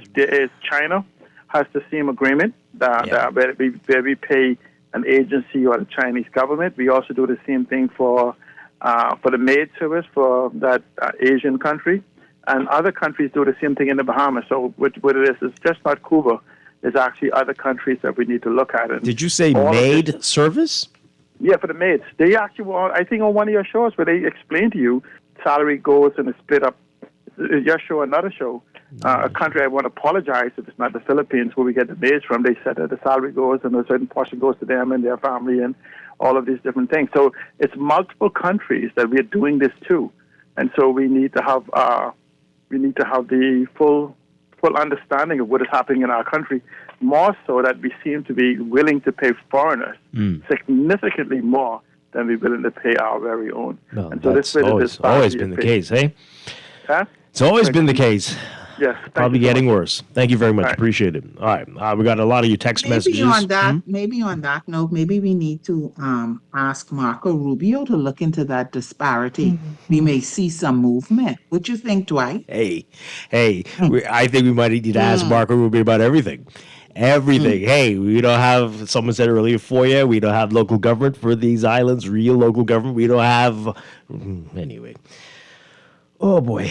Okay, so we got messages on all these things we've been talking about. Let's get to these. This person says here, if we do become the 52nd state, we will get local government finally. Well, that's indeed true. But what else would we get, though? What would come along with that?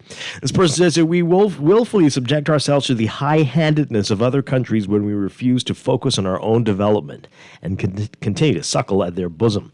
Was the Prime Minister concerned about perceptions when a senior police officer was arrested and charged with drug smuggling, and his response was entrapment? Come on, you all. Duplicitous, anyone? Well...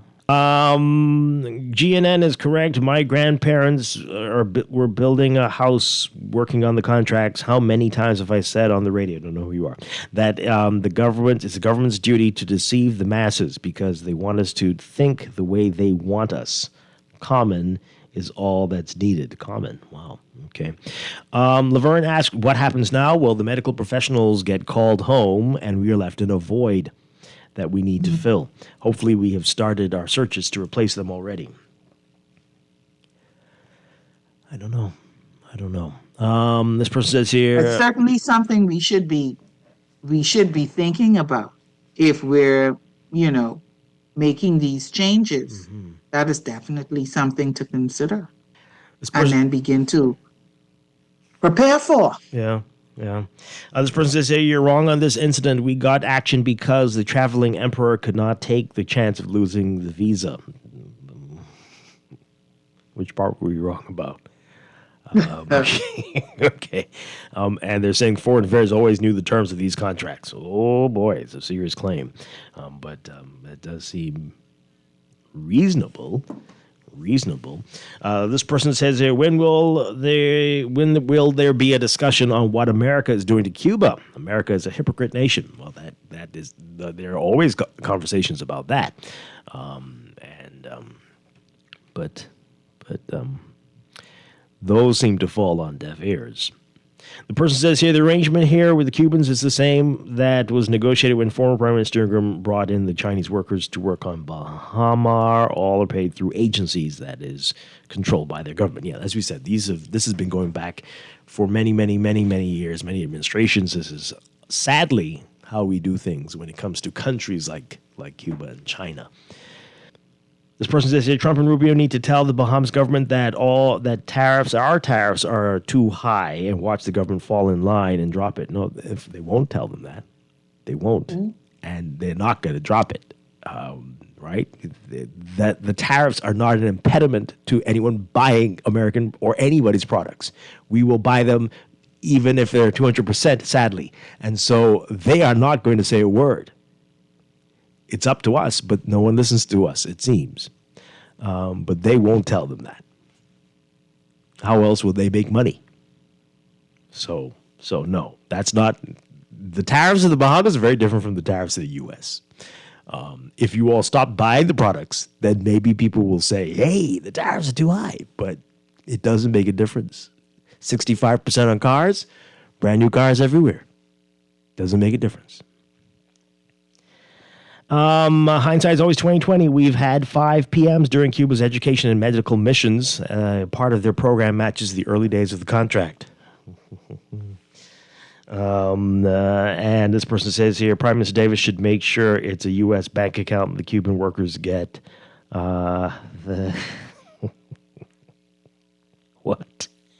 What? Just like any other expat with a work permit. Okay. Davis said to when Davis said to the what's happening? Words are missing. Rubio shouldn't have told him, yes, pay your workers or doctors or don't have leave. Okay, something's wrong. We're missing some words. Many. We're missing some words. Many.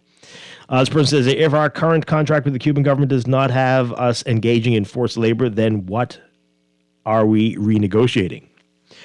Well, again, the key words he keeps saying, the perception of.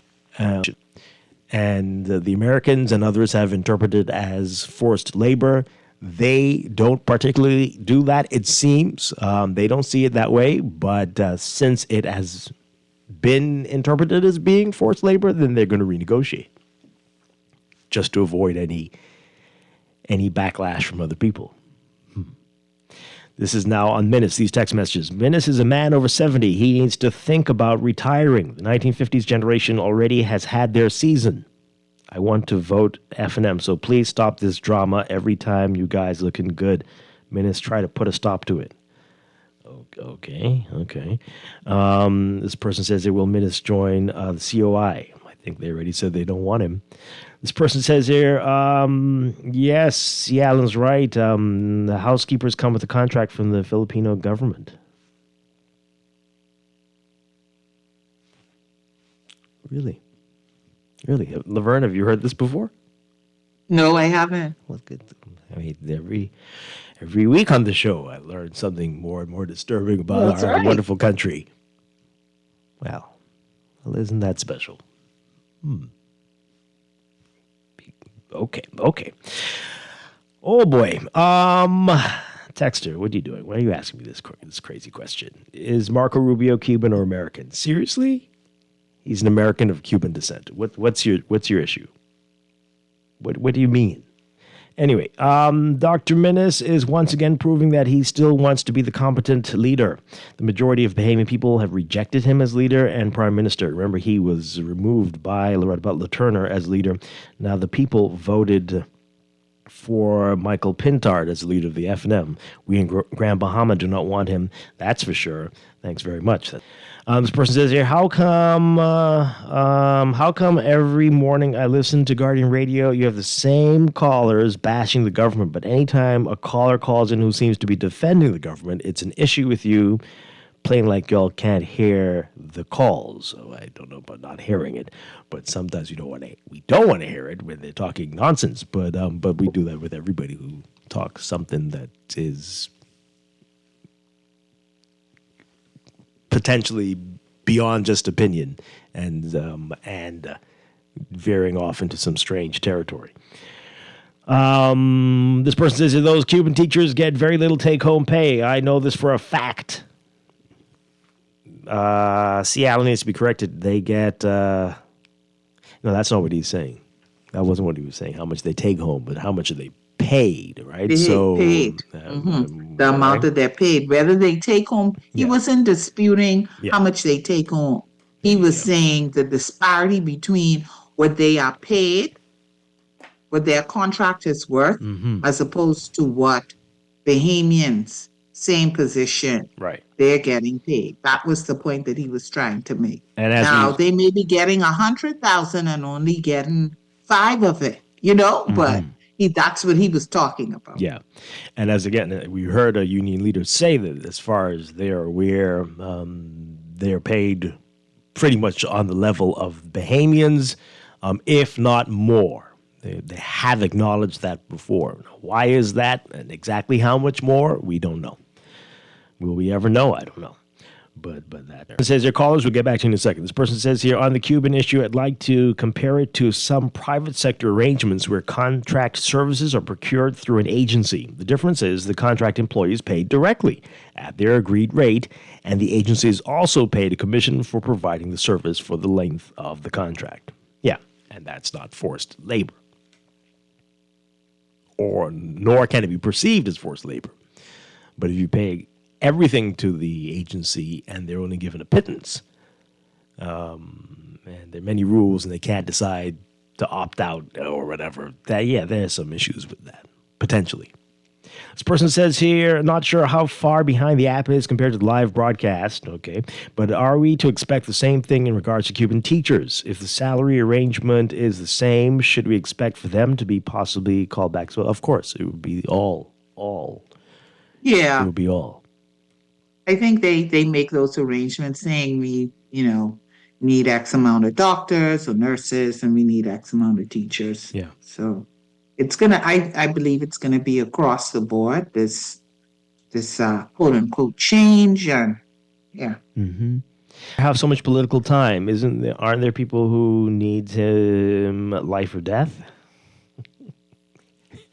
You're just asking about this one doctor. There have been many, many, many, many, many doctors in the House and in the cabinet of the Bahamas over these 50-something years, if not more.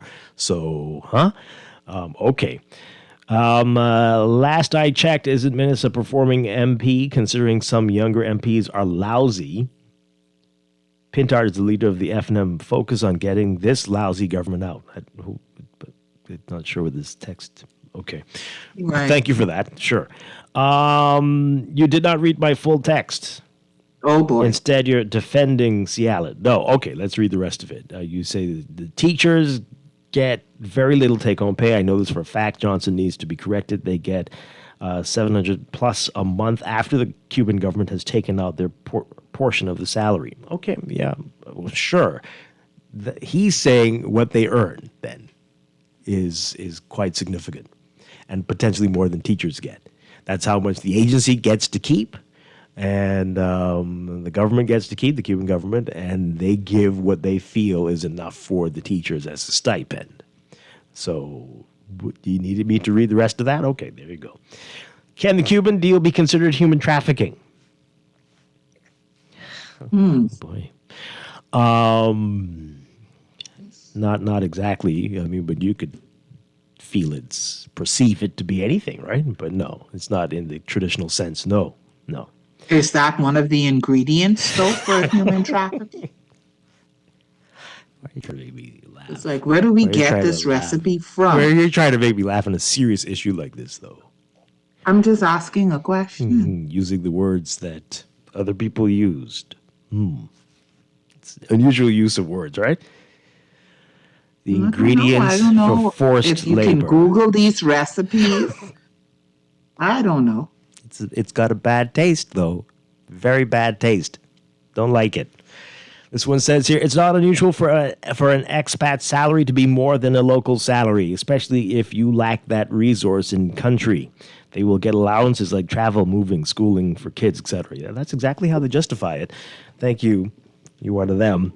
Come on, Dwight, I have plenty of respect for you. Not everyone who calls defending the government does be talking foolishness. You have to balance out. Do we cut off all the people who are defending the government? I don't think so. But if you're talking about the caller that we did cut today, I mean, he was saying he doesn't know sometimes what his wife is doing and that he can't be held accountable for the stuff his wife does. Got to do with this. It's not the same. It's not the same at all. And like I said, if your wife is running cocaine through the house, you will get arrested. You can prove to them, try to prove to them that you didn't have anything to do with it. Good luck. But you're going down with the ship. So that was not a good example. And I said we can't take any more of this type of foolish talk, and I had to cut it. So that's no. Let's take these calls before we go to the break. Good morning, caller. You're on the air. Are you there? No. Let's take the other one. Good morning, caller. You're on the air. Nope. Let's go back with that song, Mr. Producer. I think that's a good song for this. We're going to take a break and be back. We've got a few more messages before we get to our business segment. This is Morning Blend on an interesting Thursday morning here on Guardian Radio 96.9.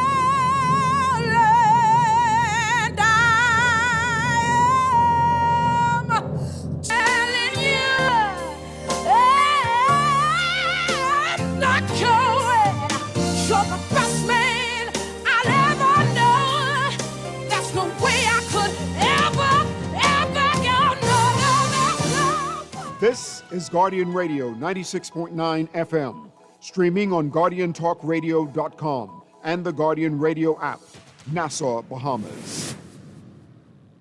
Sherwin-Williams Bahamas doesn't mess about when it comes to product range and product knowledge. If it's a new product come in the store, we walk the store and study that product. One thing with our boss, if a new product comes in, he takes the time and he's always keeping us up to date with product knowledge. Mm-hmm. And we just had 9 weeks of different products that we had to study, and we had exams at the end of each product. Yeah. The only way we can sell the product effective, we have to know that product. Yeah, that helps us to relate to our customers. It gives us better knowledge to know what product to introduce to them. You understand? So we can know what product to give them to use and what product not to give them to use. Mm-hmm. So product knowledge is really key in Sherwin-Williams. They got the keys.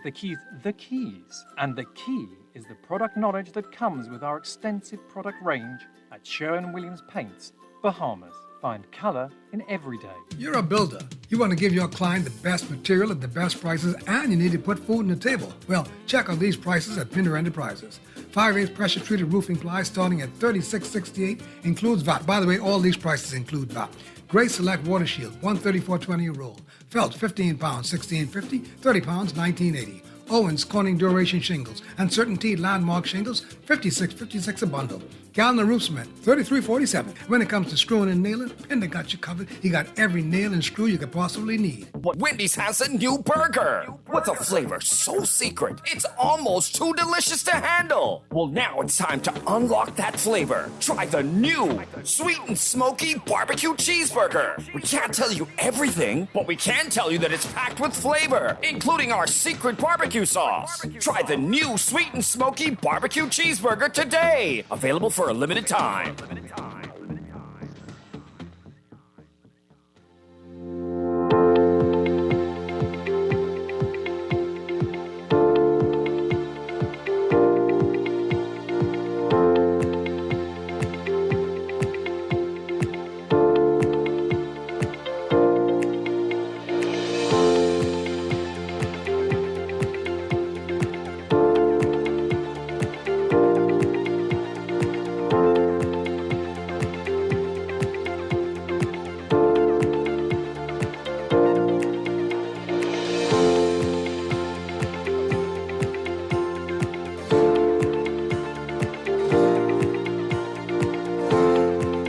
Got your final look at weather for the morning, brought to you by Sherwin-Williams Paints. Here's what's happening. We've got deep layered ridging across the country, and that's going to maintain mostly stable conditions and warm temperatures with gentle to moderate breezes.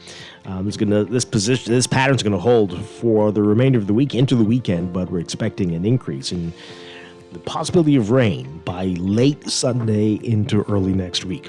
For today, though, we're looking at partly with mostly sunny conditions, becoming fair tonight. Only about a 10% chance of spotty showers. Highs around 86 Fahrenheit, 30 Celsius. Overnight lows tonight getting down to about 75 Fahrenheit, 20. Another hot day in store, so everyone's being advised to limit outdoor activities or wear sunscreen and protective clothing. In your extended outlook for tomorrow, Friday, partly sunny during the day, becoming fair at night. Pretty much the same for Saturday and Sunday, but by Monday, we're looking at an increase in the rain chances. 20 to 30% chance of scattered showers for the northern and northwest Bahamas. Partly cloudy across those islands, partly sunny across the central and southeast Bahamas. And that's going to hold for Tuesday as well. By Wednesday, a mix of sun and clouds during the day, becoming fair at night. That's your morning blend weather check, brought to you by Sherwin-Williams Paints. Dull walls bring you down? Well, Sherwin-Williams has the cure. Don't have your place looking toe up. Get that glow up with the superior quality of Sherwin-Williams Paints.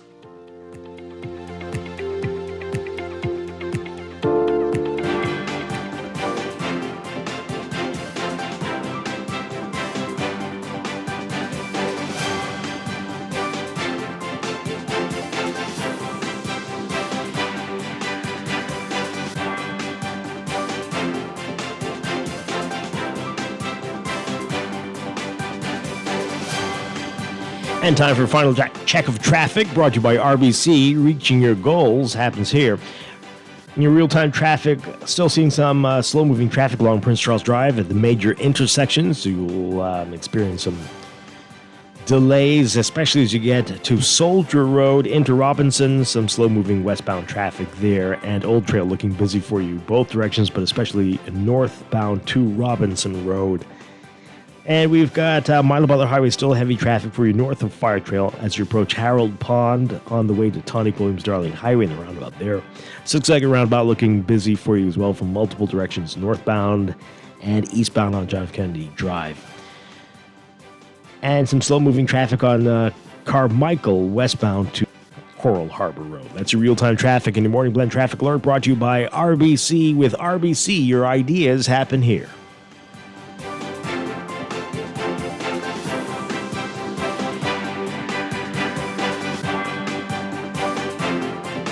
This is Guardian Radio 96.9 FM, streaming on GuardianTalkRadio.com and the Guardian Radio app, Nassau, Bahamas.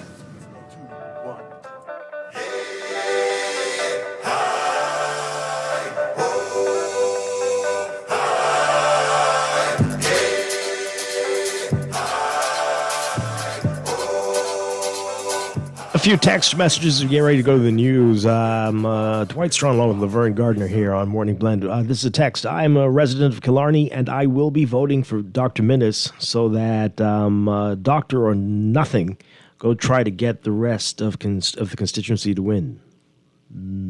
Okay. There is a procedure for hiring foreigners. Post an ad in the papers, show proof you tried to hire local folks and there were no qualified people in that field, etc. Did they go through these same procedures to hire these teachers? I don't know. You're always being told there's a shortage, always being told, especially when it comes to the specializations, right? This person says here, when I opened my company in China, I could not hire Chinese nationals directly. I had to use agents, but they received all their salaries. Okay.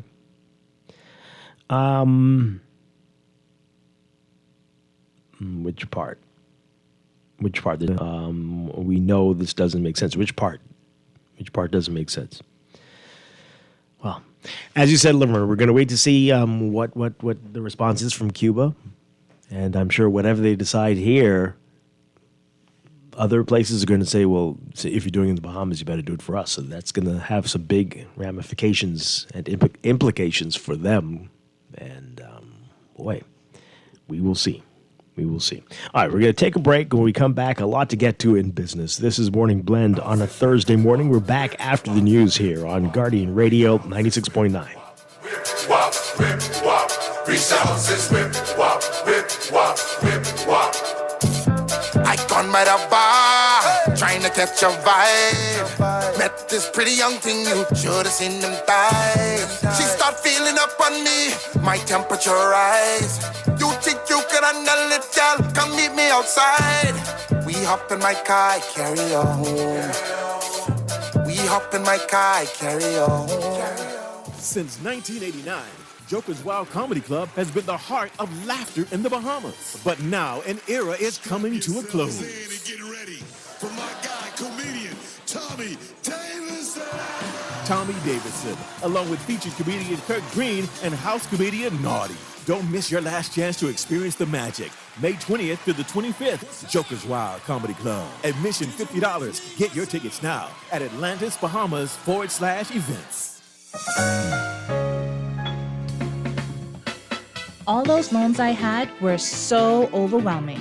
Fidelity's debt consolidation loan combined all my loan payments into one easy payment with a built-in savings plan that pays me unbeatable interest. It's time to make that move to Fidelity.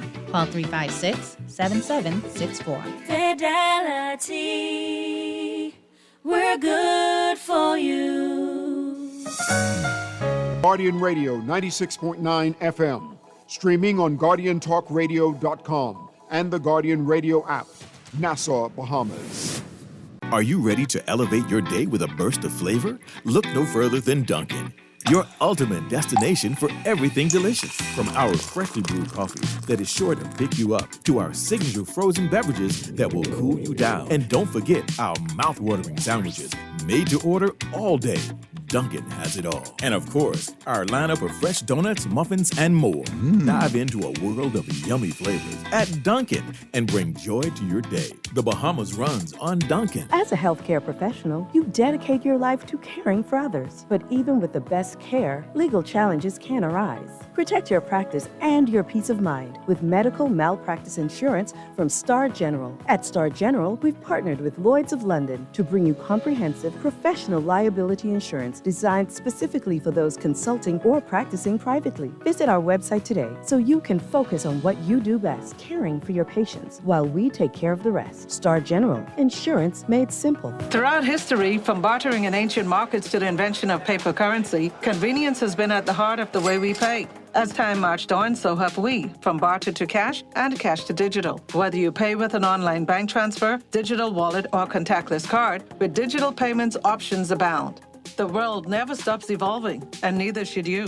Choose freedom, choose flexibility, choose convenience. The future of pay is digital. Visit us online at livedigitalbahamas.com and on social media. Been off the WSC grid for over a year? Now's the time to come back and save big. For a limited time only, the Water and Sewage Corporation is offering up to 50% off reconnection fees for customers disconnected for more than 1 year. Don't miss this chance to reconnect and enjoy reliable, quality water service at a discounted rate. Call 302-5599 to learn more. Water and Sewage Corporation, dedicated to dependable, affordable water solutions. This is Guardian Radio, your station for up-to-the-minute news and intelligent, interactive, and engaging conversations. 96.9 FM. Opinions of the hosts and guests are their own and do not necessarily reflect the views of the management and staff of Guardian Radio. Wake up, it's a new day. Wake up, it's a new day.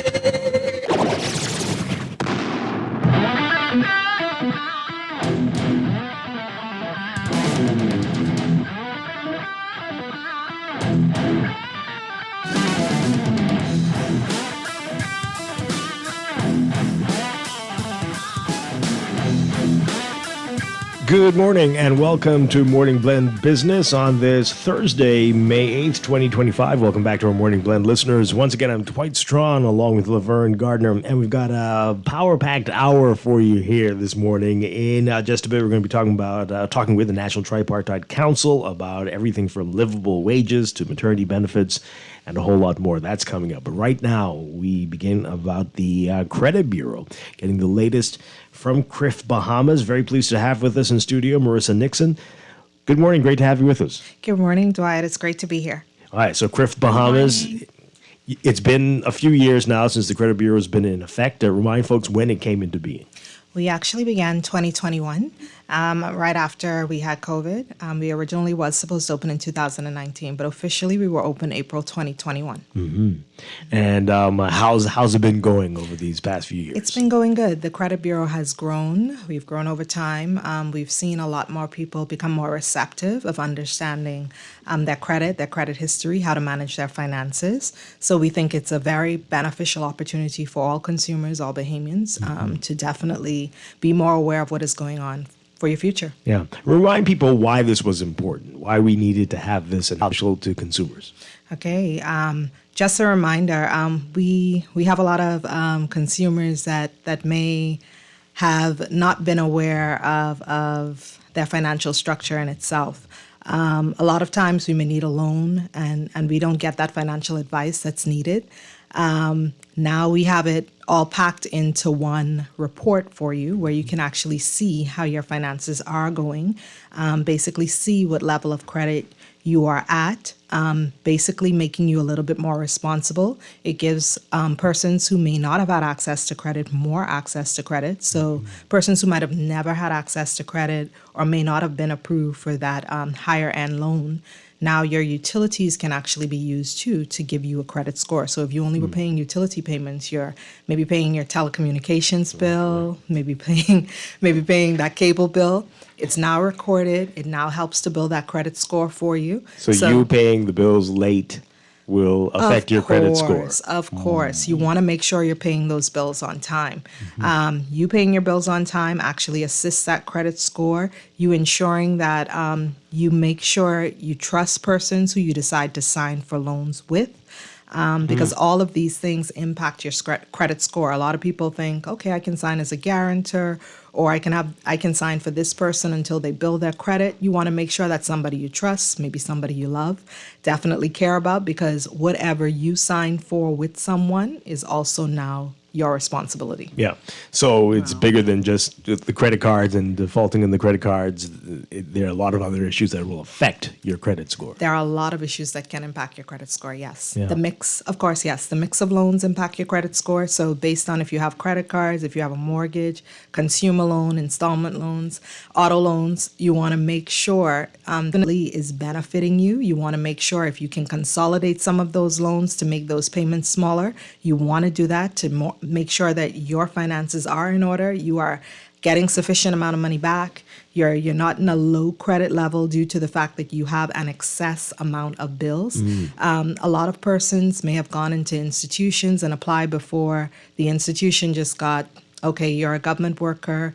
We're gonna do it salary based, so we're just debiting it directly from your salary, so it's not a big issue. No, you want to know where you stand financially. You want to know where your credit is, the percentage of credit that you have, in order to then pursue more. Because if you're not in the place that you need to be, maybe you need to save up some more. Maybe you need to invest in stocks, bonds, earn a little bit of extra money before you then go and pursue and get more credit, because it can put you in a low status range. And if you have a case of emergency, you may not be able to get that credit that you need. Yeah. I want to go back to utilities for a bit. So we got a lot of people around here who put a little bit on the bill.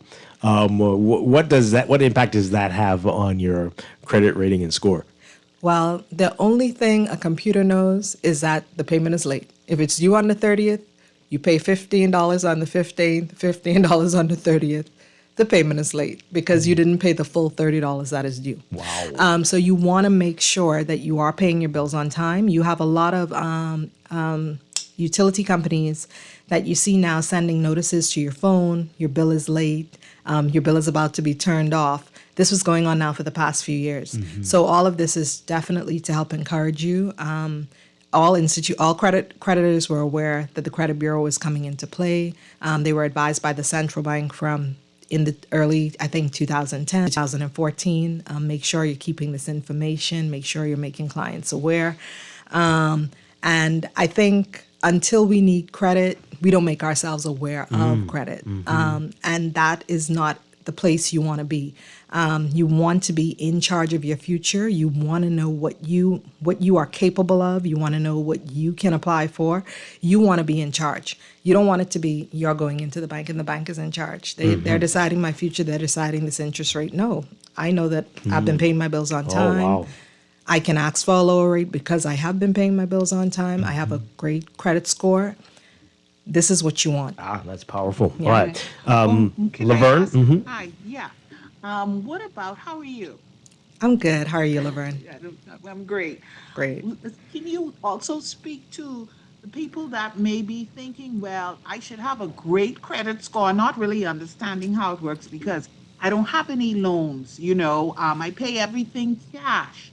How about what can those people expect in terms of their credit rating?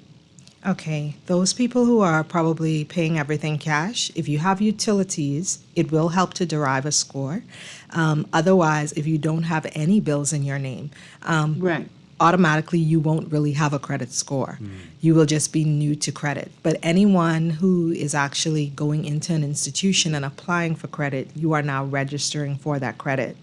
We do not actually get a score for you until we see a history of you making consecutive payments. And it takes about 2 years for you to build that score because we need form over those 2 years before we can analyze it. 2 years? To give you a score. It's the same. It's the same with changing your credit score. It takes almost 2 years because we need to see a succession of you paying your bills on time for us to be able to analyze that score to have it change from, for example, the lowest score you can get is an I, the highest score you can get is an A. So for you to come back down that score range, the only way we can analyze it is seeing something done consecutively. All right, I was going to ask you what's a good number. It's not a number. No, it's a number and a score. It correlates. It's both. Okay. It's both. Okay. Yeah. So give us what's in the good range. Other than A being the highest. What's a normal good range to be in? A good range to be in is about the 450, 460. Okay. However, the highest is the 560. Your score may be over that, but if your score is over that, you are beyond the A, but we only can give you an A. That means you've been definitely managing your credit accordingly. Okay. The lowest score you're going to see on that range is in the 200s. If your score drops below the 200, it will not give you a score. However, the credit report itself notifies you that you do not have a score. Now, some persons may be under that 200. The fact that you may be new to credit. You might have just got a loan probably a year ago. You may not have a mix. You may only have a credit card, or you may only have a small consumer loan, and you are new to credit. So you are now building that credit. Yeah. All of that information will be available on a credit report for you to let you know, hey, this is where I stand. If you don't understand it, we are available at the Credit Bureau to discuss with all consumers that come in. We offer advice. We go through your credit report with you if needed. If something is incorrect, we help you correct that information. We file the dispute on behalf of you. You don't have to go into the bank, wait forever, try to get letters. We complete all of that for you once you come to us, because we want to ensure that the information that we are recording is efficient, it's correct, and that we are definitely making it easier for both the consumer and the creditors. How do I get a credit report and know my score? Understood. You can come in to our office. Our office is located East Bay Street. We moved in 2023, so we are now on East Bay Street. We are next to Double Dragon East Bay in the tan trim with white building. It is where Wayne's Monroe's old legal office was. That's what a lot of people know it as. But we are in the office right next door to Double Dragon, tan and white trim building. It's called Global One House. We're located in that building. Or you can apply online. However, if you apply online, we require that you notarize all the documents and send to us online. So our Outer Island clients tend to apply online. Somebody's asking that on our text line. Why do I have to get a notarized ID? You would have to get a notarized ID because you are applying online. So if you do apply online, we do require it to be notarized because we need to ensure it's you. It's a part of the Privacy Act. It's a part of the Credit Act regulations. It's a part of the law. We want to ensure that we're giving the right person the correct information. Even us send to you, it's encrypted. We do not send straight out reports to anyone. It's encrypted. We need to ensure it's you. So no one would be able to open your file, even if it's sent to an incorrect email address per se, because we need to ensure that we are protecting your information and keeping it safe. So if the person doesn't have the password to open that encrypted file, the file cannot be opened. Wow. And you were telling me off air What documents? that... Sorry, what documents? Asking, what documents would you need? Okay, you just need 2 forms of ID and a verification of address. If you have your voter's card, you only need the 2 forms of ID because the most recent voter's card, let me say that, the purple voter's card, you want to ensure that has your address on it. Paper card? Sorry? The paper the card. paper one. The paper one. That's my pet peeve. Yes. Okay. You can bring that in, but that document is notarized. Okay. Right. So you can bring that into our office along with another form of government ID. If not, you can bring in 2 forms of government ID and a verification of address, and that's all we need to perform the check for you. Yeah. We're talking with Marissa Nixon with CRIF Bahamas, the credit bureau. You were telling me off here that if you're entitled to a free credit report every year. Yes, you are. But it doesn't include your score on it. Right. The credit check that you receive every year, once every year, does not include the credit score. It's just giving you an analysis of what is being recorded or reported on you by creditors. And like I said again, we can analyze that with you. However, you can pay for a report with a score that will give you the score rating that the institutions will see. That cost is $13. Oh, okay. Now, we hear in other jurisdictions, if you are checking your credit score report, that hurts your credit score. Is that the case here in the Bahamas? It's not the case if you come direct to us. However, if you are applying to try to get different loans, because we have people who do that. You go to one institution, you might have been approved, and you try to go quickly to the next institution. That can hurt your score because it's looked at as fraudulent behavior. You can actually shop around if you want to. For example, person shopping for mortgages usually apply to various institutions. What you can do is get a credit report direct from us with a score, carry it into that institution, have them give you a pre-approval based on what your score is without completing an application. Okay. And that will not hurt your credit score. Okay. All right. Thank you for that. Yeah, that's great information. That's great to know. Marissa, I know we said we didn't need much time, but we could go on for an hour. So we're going to have you back. Before you go, any pertinent information, things you want people to really understand right now before you go? I do want everyone to know that having a credit report, a lot of people may not have looked at it as something positive. But definitely it allows inclusivity. We're now allowing persons who don't have credit to have access to credit. This itself allows you to be a part of that matrix. any type of favoritism or persons knowing persons that might have been going on in institutions, it can no longer go on because this is how you're going to be analyzed through having that credit score, using the analysis.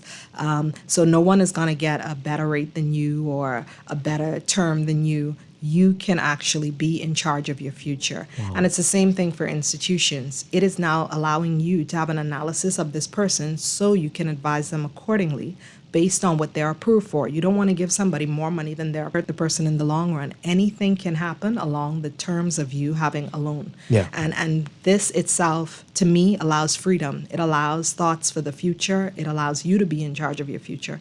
So that's what I want everyone to know. And if you feel that there are errors, that something's wrong, what should you do? You can actually come into us. I don't advise that you go into an institution and try to get that sorted out. The easiest way is to come to us. We have direct relationships with all institutions. We have a dispute team within our office, and we work with dispute teams at all creditors. Those dispute teams are responsible to answer us right away. By law, they have 15 business days to correct whatever you feel is or deem incorrect. And once that's done, we give you a free credit report with a score to show you that it has been corrected. Okay. All right. I know you have to go, but I just have one question. Not a If you problem. are applying for a loan, you complete the application, you did not go through CRIF, and you're just completing the application. In completing the application, are you giving that creditor permission to access your credit standing? Yes. Now by law, it is by law that they can pull your credit.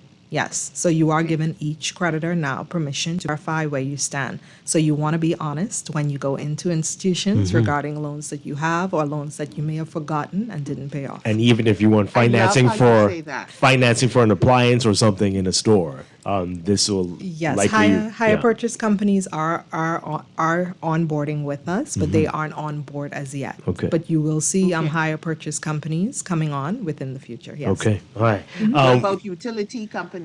Utility companies are on board already. We have two telecommunication companies, and we do have Cable Bahamas right now. All right, Marissa Nixon, we're going to sort out a date for you to come back. Not a problem. And we're going to open it up for phone calls when you come back with us. Thank you Sounds so good. much for being here this morning. CRIF Pleasure. Bahamas, you have a website. It's crif.com.bs. Okay. Thank you again. Appreciate it. You're welcome. Pleasure, All right. Dwight. Don't go away, folks. When we come Thank you, back, Laverne. we are talking about livable wages and maternity benefits and a whole lot more with the chair of the National Tripartite Council. A lot of great information to come on this Thursday on Morning Blend Business. Stay with us.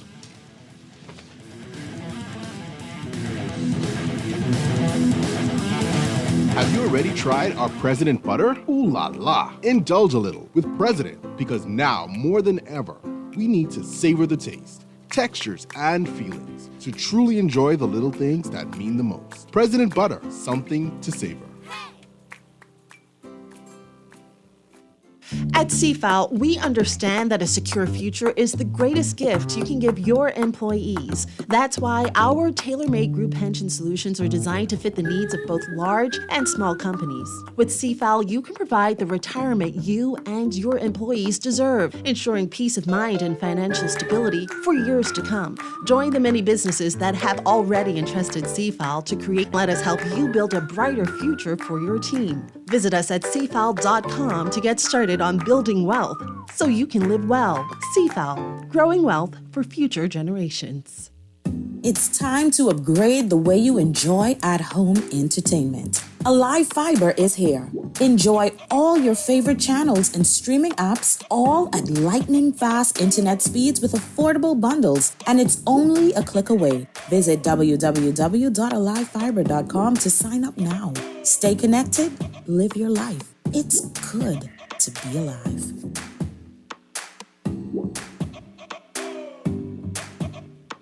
Get ready for the pre-Mother's Day sale at Conant Bahamas, April 16th to May 16th. 35% off everything in the store except the AC units. Enhance your home with beautiful new cabinetry, granite or quartz countertops, PVC and hurricane impact windows, beautiful porcelain tiles, vinyl or laminate flooring. It's a 35% off pre-Mother's Day sale at Conant Bahamas. All locations, Freeport, Nassau, Abaco, and Eleuthera. Open Monday through Friday, 8 a.m. to 6 p.m. And on Saturdays, 8 a.m. to 5 p.m.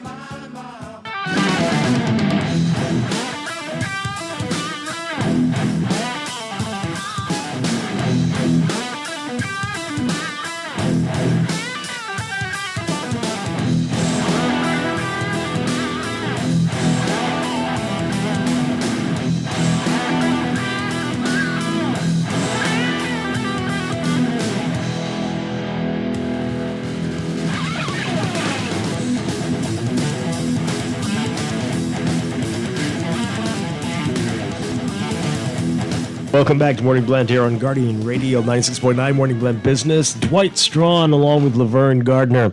All right, so now we have the National Tripartite Council Chair, Sharon Martin, with us. We have a lot to talk about. A lot. Livable wages and maternity benefits, so let us know. Remind people what the National Tripartite Council is all about, Sharon Martin, Okay. and then we'll talk about what the ILO has been up to. Okay. Well, good morning, Dwight, Laverne, and the Bahamas, of course. Good morning.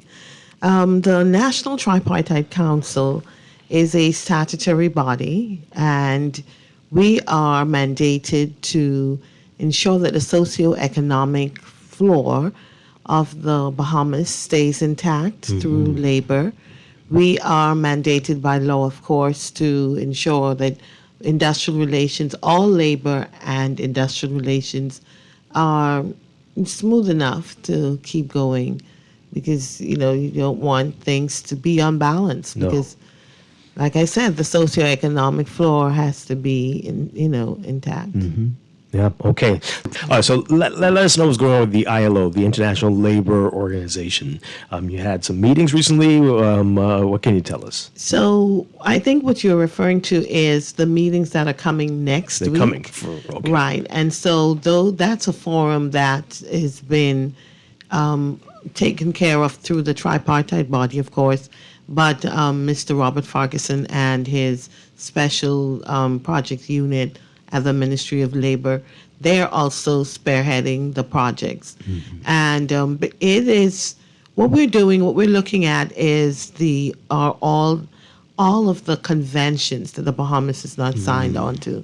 The Bahamas, as you know, actually next year will make 50 years since we have become a member state of the ILO, Wow, okay. International Labor Organization. And so there are quite a few conventions that we have not signed on to. Some major ones, like Convention 187, Convention 155, that deals with industrial, occupational safety and health of the nation. We have not signed on to that one. We have not signed on to those. And so we have gone through having the gap analysis done and then turned over to the special project unit, who will have this forum next week for two days, the 20th and the 21st of this month at the National. And we expect that the tripartite body, which would be the government, the employers, and the employees, and anyone interested in labor, is what we normally say. Because we, of course, we have those strategic partners that come along with us, including the Bahamas Statistical National Institute, those kind of persons. And so persons with interest, with any labor interest, of course, are always invited to those forums. Okay. All right. It sounds like we need to do a whole show on the ones we've not signed on to. Right. Well, 183 is also one of the ones that we have not signed on to, and that's the Maternity Protection Convention.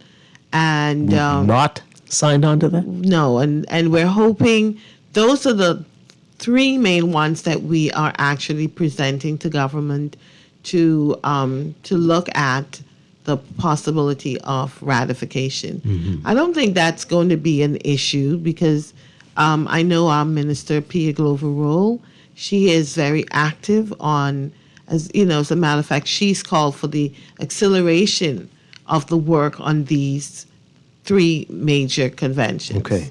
All right. So that's encouraging. Yes. That's good. Benefits in a bit. But livable wage, everyone's been talking about that. We had the Government and Public Policy Institute on yesterday, and we know their study a few years back really raised a lot of eyebrows and got people talking about this quite a bit. A whole lot of people think this is just pie in the sky and that we'll never see this.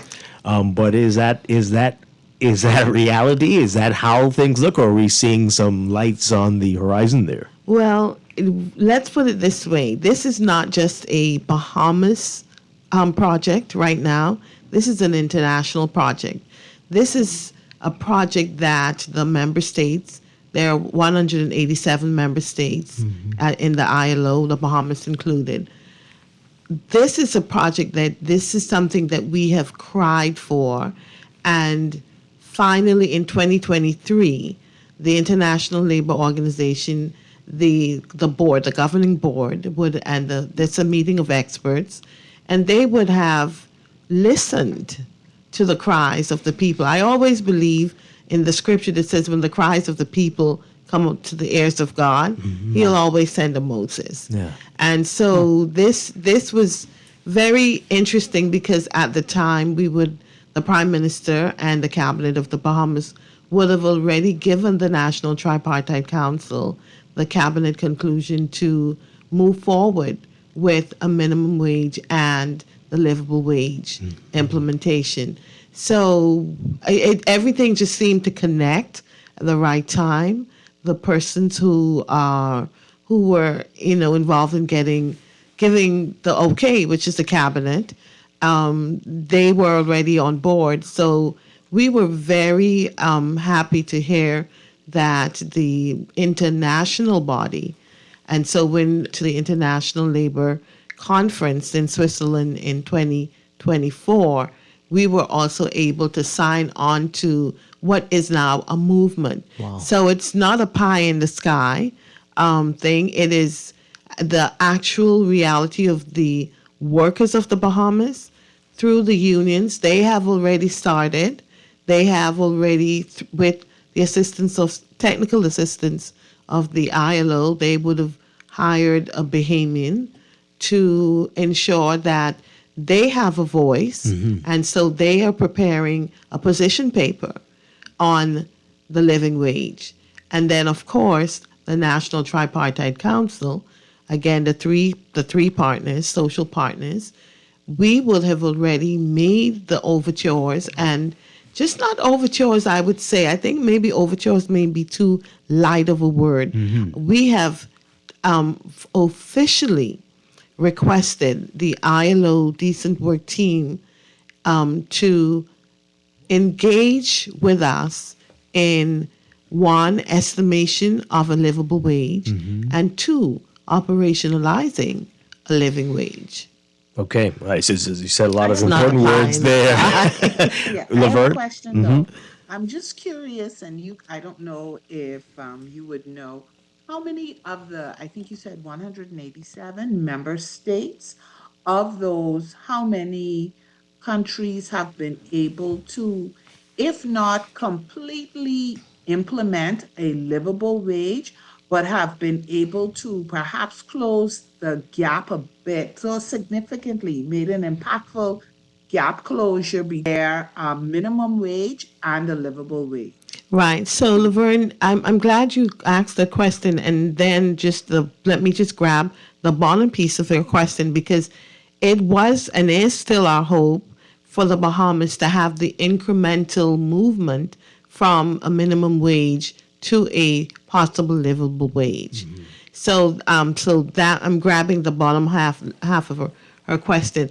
As it relates to the member countries, I do not have those stats, because you have to understand that over the years, countries have been involved in a livable wage. What was not happening at the international level was that there was no clear definition. As a matter of fact, the coming away from the governing body, the experts, they've also not used the word definition. They have used what's called a concept. And I share the concept with you, that the wage level that is necessary to afford a decent standard of living for workers and their families, taking into account the country's circumstances, and calculated for the work performed during the normal hours of work, one. Two, calculated in accordance with the ILO's principles of estimating the we say livable wage, but the international community says living wage, interchangeable. Okay. Three, to be achieved through the wage setting process in line with ILO principles on wage setting. So the international community, we have agreed that these three things will guide what we put in the pot. Right. All right, so you said establishing this, right? And again, we mentioned GBPI. They came up with their figure. Where are we? Do we agree with the numbers they presented? Have we established what we think would be the livable wage here? So, to be diplomatic, of course, I'm not going to say that we agree or disagree with the unit, because we're hoping that the unit works along with us in setting the wage setting process. Because what the unit did, they did Nassau, New Providence, and Grand Bahama. Right. What we are tasked with is the entire Bahamas. So we're hoping that they will come along on board. It is something Well, that's that scary because the cost of living on the family islands is different, a lot higher. Yes, exactly, and they're different per island. Yeah. Even in their report, you will note that they made that denotation. Yes. That the family islands, the cost of living, they're totally different, Yeah. and they have been in the field. And I know that they've used the anchor principle, all that sort of stuff. And so we're hoping that they partner with us. That is a conversation that we've had for several years now with Mr. Lang. So he's not unaware of me coming on radio and saying that, but we are hoping that they partner along with us. Is there a timeline for when this movement would begin? The movement has already begun. When we might see it then. Right. I'm saying the movement began because in 2024, when we were in Switzerland, we met with Patrick Belzer, who is the weight setting process person for the Dr. Belzer. And so what we would have done we did all the stuff. We've done training. We've ensured that the tripartite body, the social partners, that we would have attended. So we are certified in the living wage process as well as wage setting. So we kind of understand what we're saying when we say it. We know that the principles that need to be adhered to. So we can have some dialogue and some intelligent dialogue. Yeah. Wow. So could we see this before the end of the decade? Oh, most certainly. Most certainly. Before the end of the decade. No, that's a far-fetched timeline. Yeah. No. We're hoping that at least by 2026 that we next year that we would have been able to say to the Bahamian people, this is what we're doing. You'll actually see us on the ground, because the Bahamas Statistical National Institute, they've already started some the labor force survey is always going on, and the household survey, that's also going on, and I really implore persons to don't close your doors on them. We need the stats. We are driving to ensure that we're data driven, that we're not coming to you and saying $10, $2, $3, but it's actually data driven. And so we look at them as a strategic partner in this process, and they have already started the surveys. Yeah. I got to ask you about this. So, yes, we see incremental adjustments to our minimum wage. We're talking about livable wages now. But there are a lot of people who've been working and have not had a raise in many, many years, and the cost of living has gone up. We know that there are cost of living increases. Is there any chance, any discussion about that becoming mandatory, that there are cost of living adjustments across the board, mandatory? So you say across the board because, of course, you're denoting that the unions have that in their contract. Some people have that already, right? All the unions have that in their contract. Yeah, and that's a part of the wage setting process. Right. What we're hoping to do is to introduce a wage setting committee or a wage setting board, because what we found is that the last time before we recommended the increase in the minimum wage, I think in 2023, we found that it had not been looked at over several years. Right. So the wages cannot be, if you're not having a body to look and stuff, find that there's going to be gaps. And so what we're hoping to do is that having these experts, and we're talking about the GPPIs, we're talking about the Ministry of Finance, the economic factors.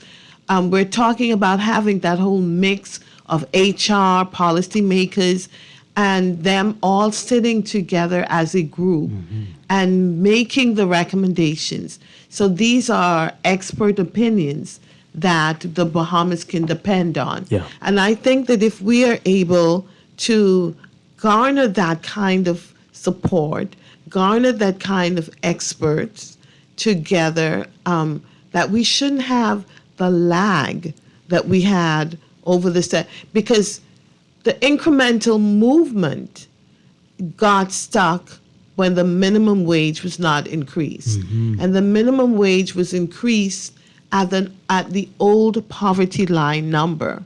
So, yes. Wow. So the more cost of living increases, the more we are pushed to the poverty line. Yeah.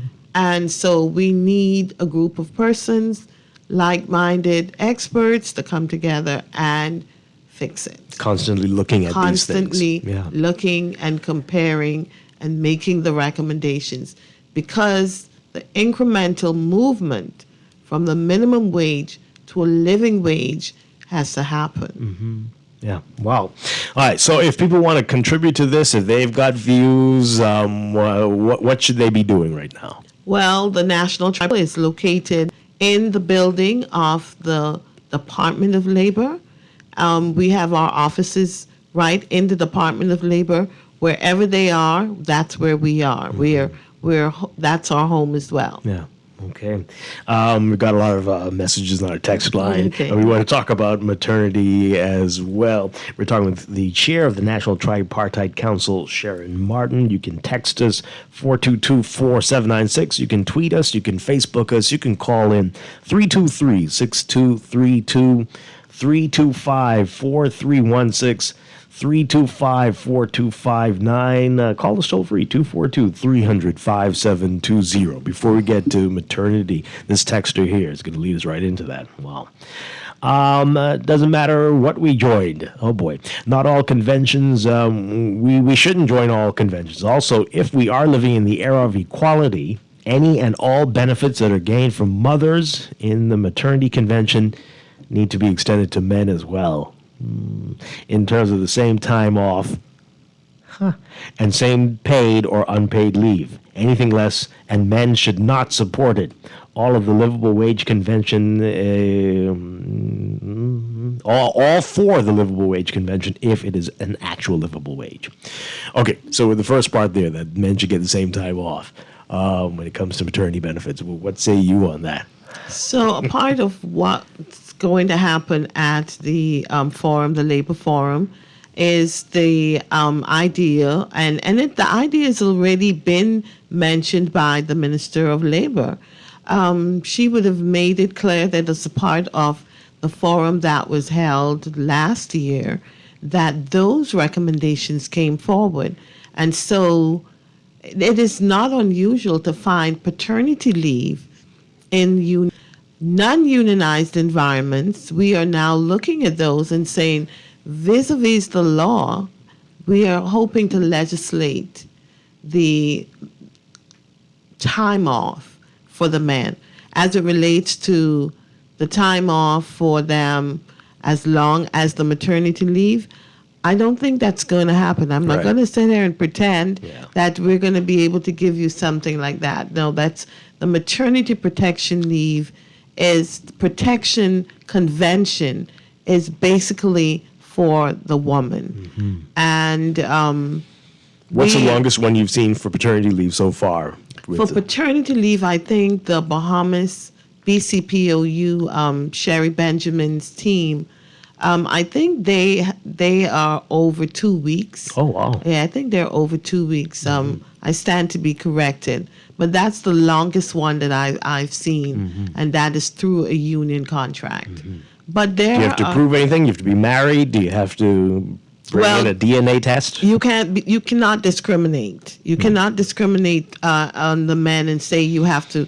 But what you do have to supply some kind of proof, whether it's a birth certificate that you sign or something. okay. You do have to provide proof that it's your child. You have to provide evidence that Right. you were with the child Right. during this time period that you were off. But then there's also the adoption portion of it as well. So it's not necessarily that it's through the regular maternity time off, but the paternity leave is something on the horizon. Yeah. Wow. All right. So what? We have pretty good maternity leave here. No, is it not up to global standards? I mean, they don't even have. So how are we looking in terms of the rest of the world? It is no secret that I would have advocated for the maternity leave, buoyed, of course, by the Bahamas Breastfeeding Association, because a lot of the Convention 183 leans into the breastfeeding time off, the place that you should have, the creche to go to, do the breastfeeding, the pumps, all that sort of stuff. Right. So that segues into that as it I think relates they're to calling for what, 6 months or something, right? they're calling for but actually they're almost up to a year, but that's some countries do have that, but The Scandinavian countries, I believe. yes, right? Yeah. exactly. So for the Bahamas, we are not up to the international standards, and so we would have made that call. We are grateful for the Office of the Spouse of the Prime Minister, who has come alongside, the advocacy side of it with the Breastfeeding Association. They have joined our voices to push this particular convention and the ratification for this convention. So What does the business community think about this? so though? we have the business community at the table Right. because of the tripartite body. The wider Bahamian community, we now have to go through that process, which is what the Ministry of Labor is doing now with this forum that they have. The white paper is out. It's the people. And then the wider community, after we would have submitted our recommendations back to the HR strategist, then we will then hear from the wider community. But the thing that the wider community needs to know and to look at, number one, international standards of 14 weeks, and maybe going up to 16 soon, because that's been on the books for a while. The Bahamas is at 14 weeks, okay? So there's that, we're at 12 weeks. So there's that gap. Right. But NIB pays, the benefit is 13 weeks. So when you think of what you are actually supplementing, if we say 14 weeks, you're only supplementing 1 week because okay. NIB already pays 13 weeks. Right. Right? So And is that what you're proposing? 14? we're proposing 14 Okay. weeks. Yes, we would like to have the international labor standards adhered to in the Bahamas. Yeah. And you say the business community is on board with this. From around the table, ones the at the table. wider business community, we'll go to them and along, we will look at the figures. We're not working in isolation. Like I said, the 1 week is what basically is what we're asking for when we ask for the increase. And we have to also recognize that when you come to the business community, and my NIB side is coming out, okay? What NIB pays is 66 2/3% of the the wages, right? Right. I should say the insured wages. So what is it that we're asking the business community to do is to fill the gap, the difference between what I would normally take home than what NIB is paid. Then Dwight and Laverne, let's look at some just simple things that for me I used to try to do common sense things. When you ask the business community to do that difference, you're not really setting them up for failure, because what I usually, whenever I go into a company or I'm asked to consult with a company or something, the first thing I ask them is for their demographics. I want to see how many childbearing age people you have on staff. So you may be the one throwing your hands up, oh, we can't afford this, and when you look at your demographics, you may have men who may need the paternity leave, because men straight throughout the years, they can bear, they can produce, but a woman stops at a certain time, and furthermore, the law says that you do not pay the second, if you're within that 52 weeks period again, you're not gonna, if you just had a baby and then you're gonna have another baby, whatever. The law dictates that you're like pretty much, on NIB's turf. And I think NIB also says, just slow down here a bit. Let's catch up with some contributions. Right? Wow. So people, are getting a frenzy. But do you have women who are childbearing in your organization? Are you planning?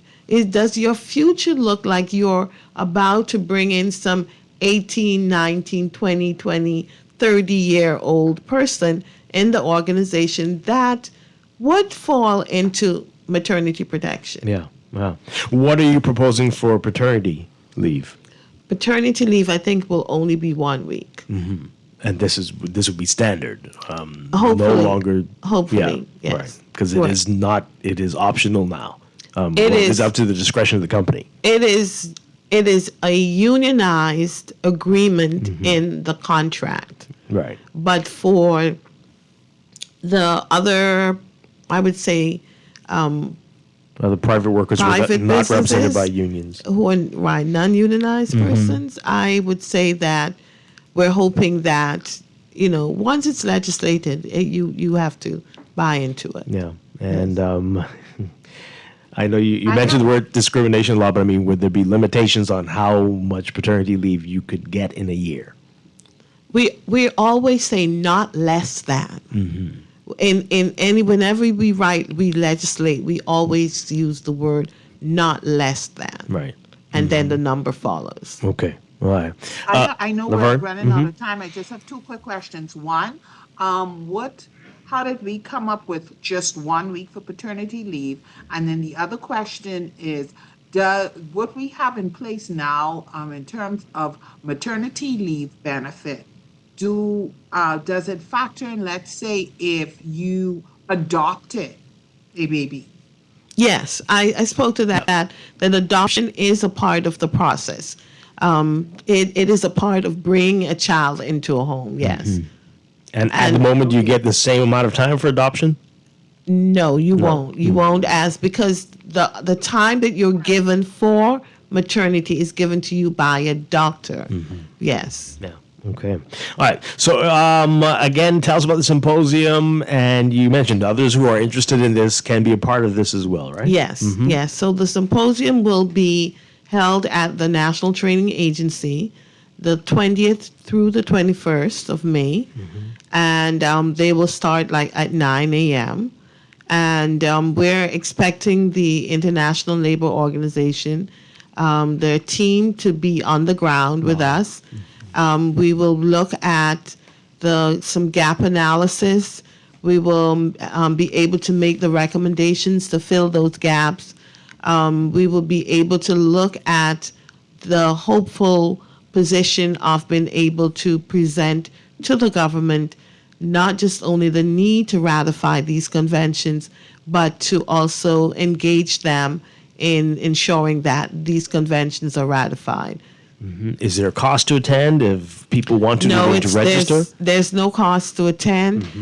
If you wish to register, please reach out to Kenya Johnson at bahamas.gov.bs. That's Kenya, Kenya Johnson at bahamas.gov.bs. Okay, Sharon Martin, people are angry. They're like, 1 week for paternity leave is ridiculous. They're very angry about that. Texas, tell us what you would suggest. Why 1 week? Why? I think it was Laverne was saying that too. Let's just, Laverne's question. Let's just start on the ground, Laverne. Let's just start somewhere. Right now, the union contracts. And so we just patterned what is working for the moment, but let's just start somewhere. Let's just start somewhere. And a timeline for the maternity adjustment, you're thinking, what, this year or? Oh, yes. Yeah. The HR, the white paper is already done. The minister will then engage the wider public after the partners, the social partners, who would have sent in the recommendations, and then we move from there. This texture says at least 1 month for paternity leave. At least 1 month. She's Well, blushing, folks. Yes. Sharon Martin, chair of the National Tripartite Council, thank you for being here. We've got to my have you pleasure. back. We have to talk about that workplace injury soon. Yes, Yeah, no I'll problem. call you for that in a few No weeks. problem. Thank you, Sharon Martin, for being here this morning. My pleasure. And thank you, Laverne Gardner, for being here with us this morning. Always a pleasure. We'll talk with you again next week. Folks, pick up today's Nassau Guardian for the Guardian business section, the latest in business news, all there for you. This portion of the show brought to you in part by CFAL, growing wealth for future generations. Everybody have a great day. Stay tuned for On the Clock with Aaron Green coming up next.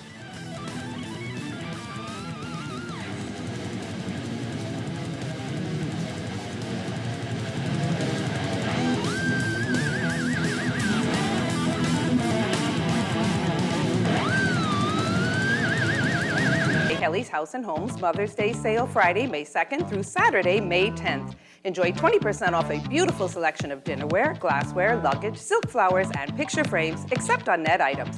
These are all perfect and stylish gifts to show mom just how much she's loved. Hurry in and take advantage of Kelly's House and Homes 20% off Mother's Day sale Friday, May 2nd through Saturday, May 10th. Happy Mother's Day, all with love from Kelly's House and Home. You work hard for your money, so let your money work hard for you.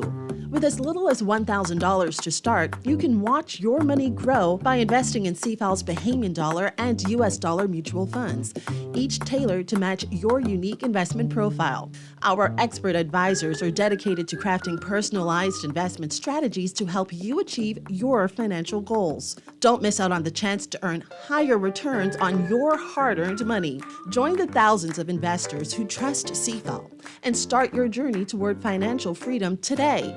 Visit us at cfal.com to learn more about our saving and investment options.